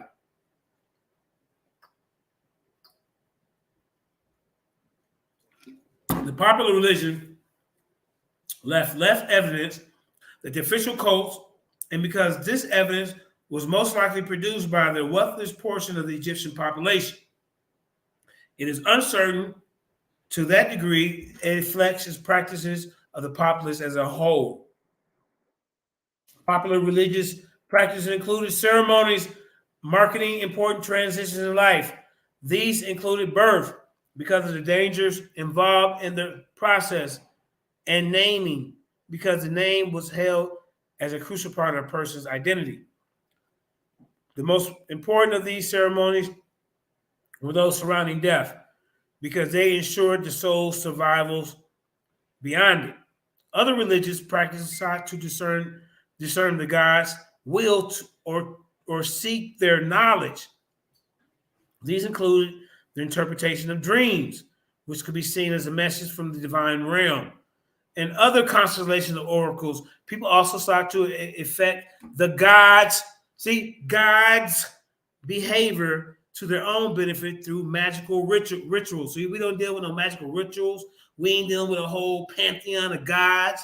Our God, they got all these different ones, and they say created from the atom to the Ra to the Neph Earth, I can't pronounce Neph Earth, whatever, however you pronounce it, as being the soul creator. So this soul creator should have a son, because our soul creator has a son, and his name is Christ. Two different stories. Chris Harris. Popular religious practices included ceremonies marking important transitions. I read that. Individual Egyptians also prayed to gods, and gave them private offerings. Evidence, where is Horus telling us just to deal just with one God, the Father, his Father? Horus ain't telling us nothing about his goddamn Father. Not one thing. Not one thing is Horus telling us about his Father. Come on, man. This debate over before he even get in the goddamn ring. Popular religious practices included ceremonies, right? Included they prayed to many gods and private offerings. Evidence of this type of personal piety is sparse before the New Kingdom. This is probably due to the cultural restrictions or depiction of non-royal religious activity, which relaxed during the Middle and New Kingdoms. Personal piety became still more prominent in the New Kingdoms, when it's believed that the gods intervene directly in individuals' lives. They believe that these gods intervene with them directly. They're not going to tell you this when they go on the Sarnettas and the pseudo killers and the Team Osiris's and all that. They're not going to tell you that. They want you to think it's just a reflection of a personification of nature and all this old stuff that they want to run by you, right? See, this is probably due to the cultural restrictions or depiction of non-royal religious activity, which relaxed during the New and Middle Kingdom. Okay, I read that. Okay, other temples were important venues for private prayer and offerings, even through their central activities were closed to lay people. Egyptians frequently donated goods to be offered to the temple deity and use. Yet, in addition to temples, the populace also used separate local chapels. So they had chapels. They ain't telling you that. Smaller than the ones accessible to the formal temple. These chapels were very numerous and probably started by members in the community. Households, too. They used households often for their own small shrines for offerings to gods or deceased relatives. Israelites, I'm telling you, how about the magic? Let's talk about the magic, y'all. Hold on, right? The deities invoked in these situations, they invoked them different somewhat from those at the center of the state cults. Many of the important popular deities, such as the fertility goddess Tarit and the household protector Bes, had no temples of their own. However, many other gods, including Ammon and Osiris, were very important in both popular and official religions. They were very religious people. They were so religious, they had a plethora, a pantheon of gods. Their gods didn't compare to the power of our God because they needed all these guys to come together, gods and goddesses, to bring Horus back to life. Horus died as a child, as a baby, a child bit by scorpions. Christ lived to be 30-something years old. How are these two the same? Chris Harris. Some individuals might be particularly devoted to a single god. Often they favor deities affiliated with their own religion or their role in life. The god Ptah, for instance, was particularly important for his cult in Memphis. But the patron of craftsmen, he received the nationwide veneration and many in that occupation. Let's go to magic. The word magic is normally used to translate the Egyptian term Heka, which means we didn't deal with no goddamn magic. The Most High was against it. He was against it, calling on all these other deities to get powers for magic. The power that we receive is from our creator, Most High. We didn't have to go through all these goddamn deities. Heka is believed to be a natural phenomenon, the force that was used to create the universe in which the gods employed to work their will. Humans could use it, and magical practices were closely intertwined to religion. In fact, even the regular rituals performed in temples were counted as magical. Individuals also frequently employed magical techniques to personal purposes, although these ends could be harmful to other people. They run around doing hocus pocus magic spells on each other. Where are we doing this in the Bible? Where's the Israelites doing this to each other? These comedics, when they get mad at each other, they go invoke all these goddamn deities and different ones, and they do magic, trying to harm each other. This is in their literature. I didn't make it up. See? Instead, magic was seen primarily as a way for humans to overcome negative events. Magic was closely associated with the priesthood because temples, libraries contain numerous magical texts. The Bible and our priests in the Bible and the order of Melchizedek, the priesthood that Christ belonged to, ain't dealing with no goddamn magic. Chris, how is this the same as us? Where's the priesthood of Horus? You can see they're dealing with all this magic and Heka and all that. Great magical knowledge which ascribed to the lector priests who study these texts, right? These priests also work outside of temples, hiring out their magical services to laymen. You know, doing magic tricks like they what's that dude's name? I forget his name. It's also possible that the pleasantry used simple magic for their own purposes, but because their magical knowledge would have been passed down orally, there is limited evidence of it. Language was closely linked to Heka to such a degree that Thoth, the god of writing, was sometimes said to be the innovator of Heka. Therefore, magic frequently involved written or spoken incantations. Also, they were very usually accompanied with ritual actions. Often these rituals invoked an appropriate deity to perform their desired action, using the power of Heka to compel the deity to act. See, we ain't doing all that. Sometimes this entails casting a practitioner or subject of a ritual to a role of a character in mythology, thus including the god to act toward the persona, the person, as it had in the myth. Rituals also employ sympathetic magic. What is sympathetic magic? Also known as imitative magic, as a type of magic based on imitation or correspondence, using objects believed to have magical significance, resemblance to the objects of the rite. The Egyptians are commonly used the objects believed to be imbued with Heka or their own, such as magically protective amulets worn at great numbers of their ordinary Egyptians. Worn by ordinary Egyptians. All right, this is the last one, man. I'm getting tired, man. I ain't gonna lie to y'all, sisters and brothers. Let's just talk about their funerary practices, then I'm gonna wrap it up. If anybody want to ask any questions or come on, you're more than welcome. Want to add to the bill. But see, Chris says, we're not just going to be sitting over here running our goddamn mouth complaining about some guy like you do every day. We're going to bring you out some information.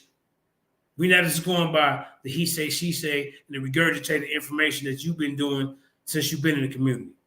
Now, because their funerary practice was considered necessary for the survival of the soul, preservation of the body was a central part of Egyptian funerary practices. Originally, the Egyptians buried their dead in the desert, where the arid conditions mummified their body naturally. In the early dynastic period, however, they began using tombs for greater protection, and the body was insulated from being desiccating. Desiccating is a state of extreme dryness or the process of extreme drying. A desiccant is a hygroscopic substance that induces or sustains such a state of local vicinity in the moderately sealed container. Okay, so from desiccating effect in the sand and was subject to natural decay.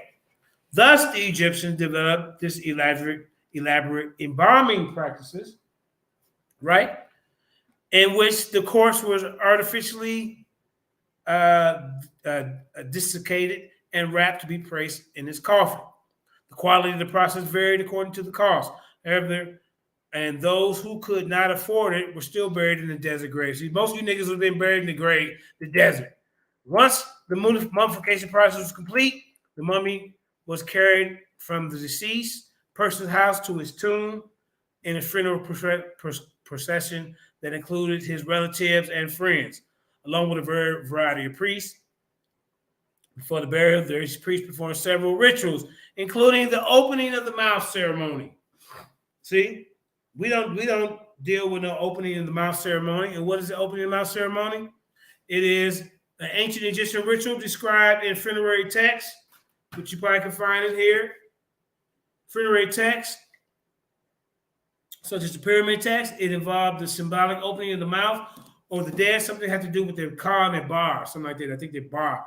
The mouth of the dead so they could breathe and live in the afterlife. See what I'm saying? Intended to restore the dead person's sense and give him or her the ability to receive offering. Then the mummy was buried and the tomb sealed.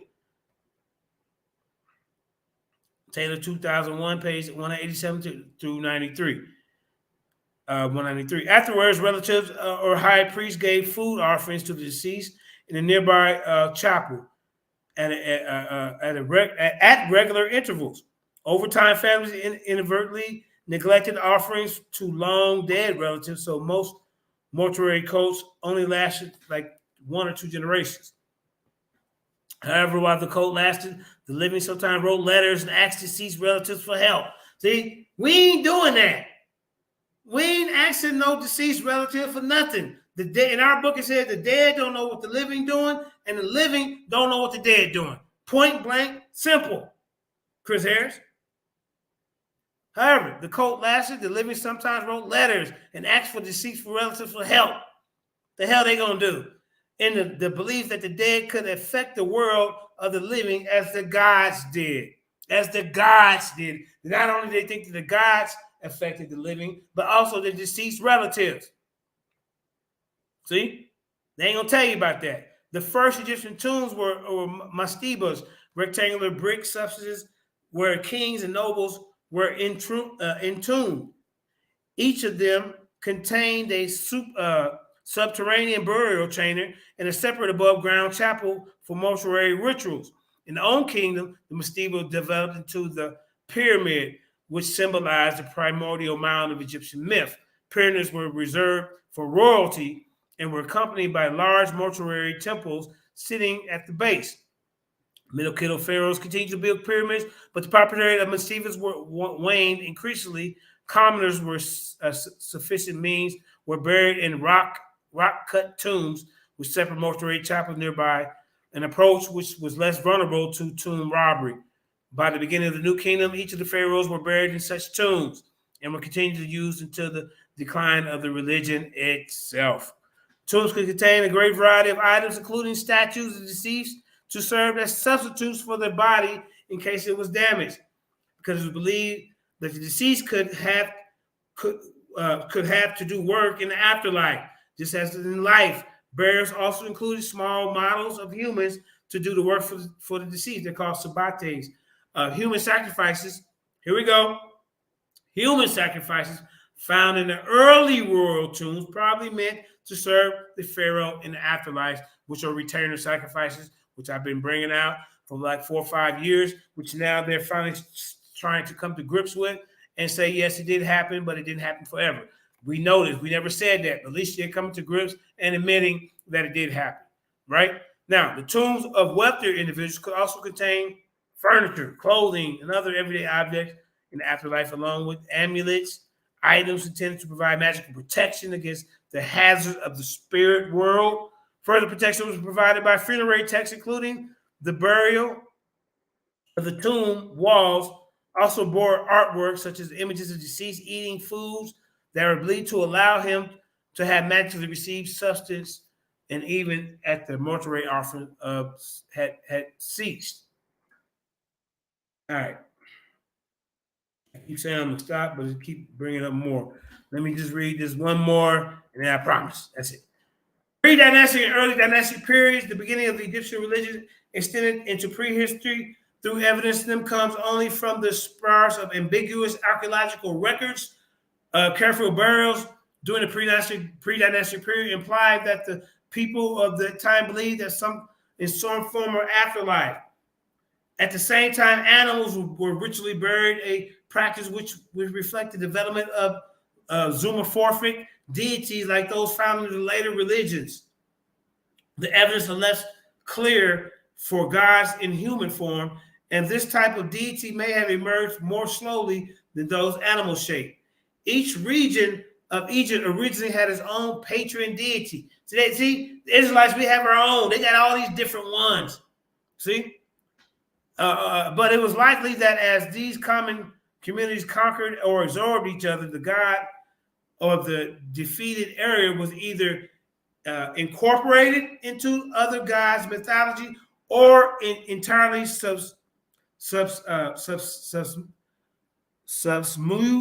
by it. This resulted in a complex of pantheons in which some deities remain only locally important while others develop a universal significance. Right? Archaeological data suggests that the Egyptian religious system had close cultural affiliates with Eastern African populations. They're gonna see.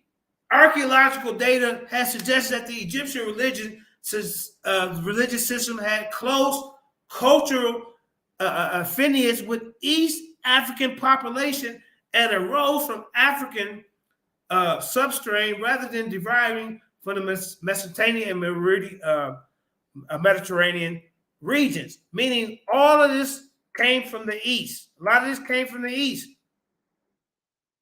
But they in that region, they didn't come up with nothing. The early dynastic period began with the unification of Egypt around 3000 BC. The event transformed Egyptian religion as some deities rose to national importance, and the cult of the divine pharaoh became the central focus of religious activity. Horus was identified with the king and his cult center in the upper Egyptian city of Neqen. Neqen was among the most important religious sites of that period. Another important center was Abydos, where the early rulers built large funerary complexes. And in Abydos, you will also find a lot of their retainer sacrifices. They don't want to tell you about. All right. So I'm going to go ahead and stop right here because it's just still a lot to read. It was almost done. Here go the references that you can go to. Take a picture of them, write them down. Right here. All this is in here. The Middle Kingdom, the Encyclopedia of Ancient Egypt, New York, Sterling Publishing Company, Egyptian Religion, Volume 6, Encyclopedia Britannica, Akhenaten History, Fantasy, and Ancient Egyptian, page 36. I mean, it's in here. We ain't just reading and making it up. Bibliography, you got all that in Cambridge University. You see? There you go. Cornell. Hey, Cornell, that's where Jabari went. See Jabari? See? You got external links. So you have the links where you can find some of this information. Let me see. I don't know how long we've been on here, Karima. I want to kind of cut it short. It's been 2 hours. Let's see. It's been 3. Oh, I've been on for 3? Really? Yeah, 3 and 17. I've been reading. Wait a minute, I've been reading for 3 hours? Well, I appreciate it. We'll see if anybody in the audience want to jump on and say anything. I didn't know I was going on that long, man. I was into the information. Let me see what they're saying out here. You can put a couple comments up here that I can read them, Karima. Let me see. But brothers, let's see. Ham was in misery. He said that's why they only had children with Cushites. All the prophets did. Okay. All right. It says from Shaul ben Israel, he didn't. It's been prophecy that his ops in his own household gonna kill him, and he forgive his ops sacrifice. In a parable, it is never his will to murder his own son. He didn't lie about the prophecy. Okay. Let me stop sharing my screen.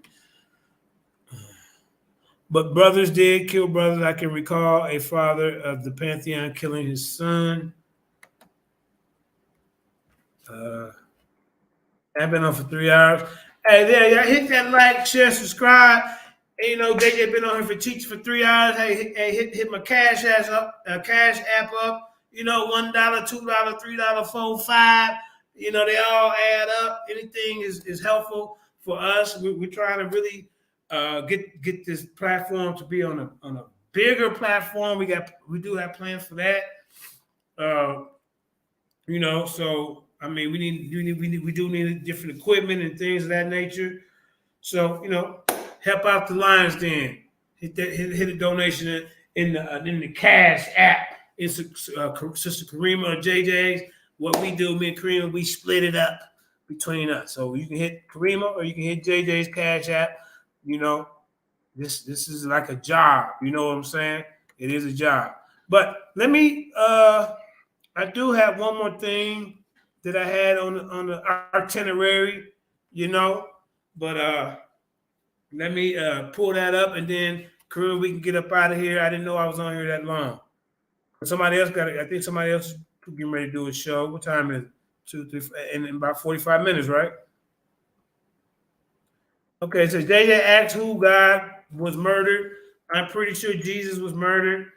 This is God my early. He asked what God gets poisoned, but won't ask what God gets crucified. First of all, Christ was not a God. Christ is not a God. He was born on earth as a human, wasn't he? Let me show you the historicity of Christ real quick. That's what I want to show y'all. Hold up, man. Because there is no historicity of horse. You see? Let me find it. Where would I put that? Hold up. Hold up. See? Wait a minute. Did I read this one? Let's see. Okay. Yeah, I read that one. Okay. You know what? I'm going to save this one for another day. That's what I'm going to do. Because it's a lot. I don't want to give y'all the meat and potatoes in one serving. You know what I'm saying, Karima? Right. I'm going to go in on them tomorrow. Give people more information they need to know. But you get, hey, a lot of this, none of this stuff that he's talking about is in this book. None of this. This book is talking about totally different stuff than what you talking about our story. This book of the dead, this book of coming forth day by day and night, whatever you want to call it. Karima, a lot of the stuff that I mentioned, do you see the lot of the differences? Did you see a lot? Not really, but if you go deep into I don't know. I ain't really read the book, so I don't really know. I'm talking about all the differences that I point out that what Christ was doing. No. I see. No, very much different. You see a bunch of differences, right? Yeah. Right. So I'm trying to figure out, you know, how you're gonna have to outweigh these differences. This is what I'm telling you. You're gonna have to outweigh the differences. But let me show you the historicity of Christ, because he keeps saying that. So let me share something. I know I just want to know. I'm gonna say that for tomorrow. I'm gonna save it for tomorrow. I'm gonna come back because, like I say, it's so much I can show y'all that I don't want you to. I ain't gotta put it all in one set. So other than that, Karima, we're going to get up out of here. You can end it with be still. Most High got your back. He going to do it for you. But, you can be still, but you still can put, a little bit of your information out there and come at your enemies. But, the Most High, he going to handle it when it's all said and done. That being said, support the Lions Den. The tournament is still going to be going down. We're hoping to get it up and running by the end of this month. We got Black Jesus Mister has some debaters. I have some debaters. There's some other people. We trying to get 2 more people who have 8 debaters. So there's 4 heads. So we ain't all saturated from Lions Den debaters or debaters from over there at Black Jesus Ministry. Whoever come out of that, the winner will be the Universal Unified Debate League champion, $700 and a custom-made belt. So don't listen to all the haters out there that want to disrupt, that don't want to see this happen. And want to make up excuses to hate on the Lions Den because it's still going down. And with that being said, I'm done talking. Hit that Cash App though. Peace and blessing.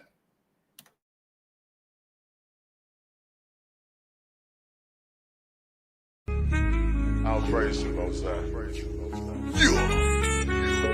Yeah, that sound good, y'all. Hello. What we doing? Hey, cook that up, Khalid. We still getting to the money, got these haters in they feel. Lil' homie, let them chill. Most I told me, finches hit my enemies, my footstools. We ain't got no beef for real. Haunt this here, this how we live. Look here, homie, we still getting to the money, got these haters in they feel. Lil' homie, let them chill. Most I told me, finches hit my enemies, my footstools. We ain't got no beef for real. Haunt this here, this how we live. Look here, homie, be still. They said you got the call, they trying to blackball you. Like what they own, bro.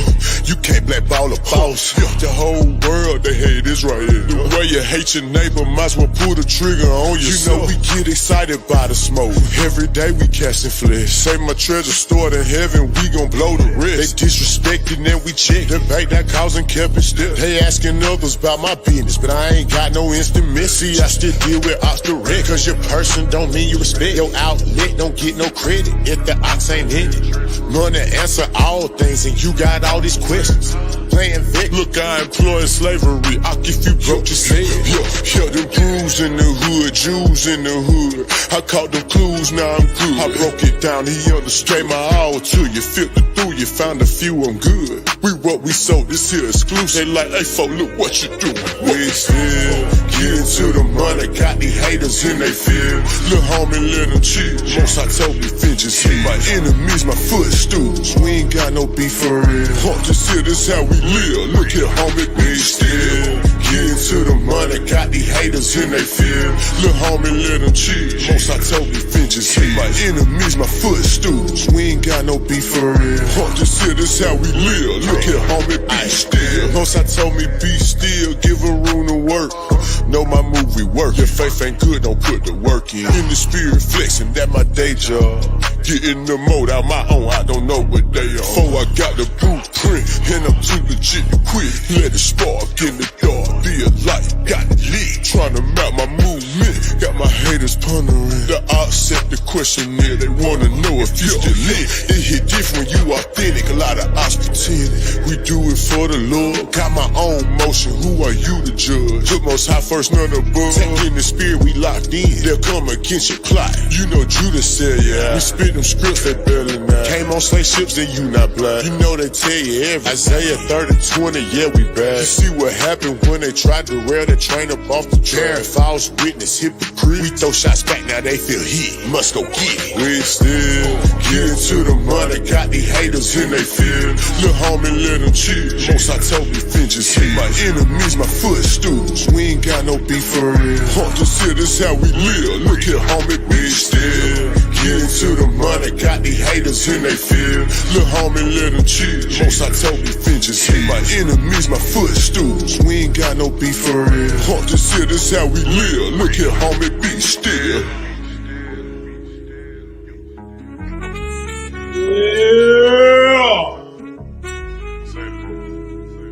Still. Vengeance is his. We out. We out.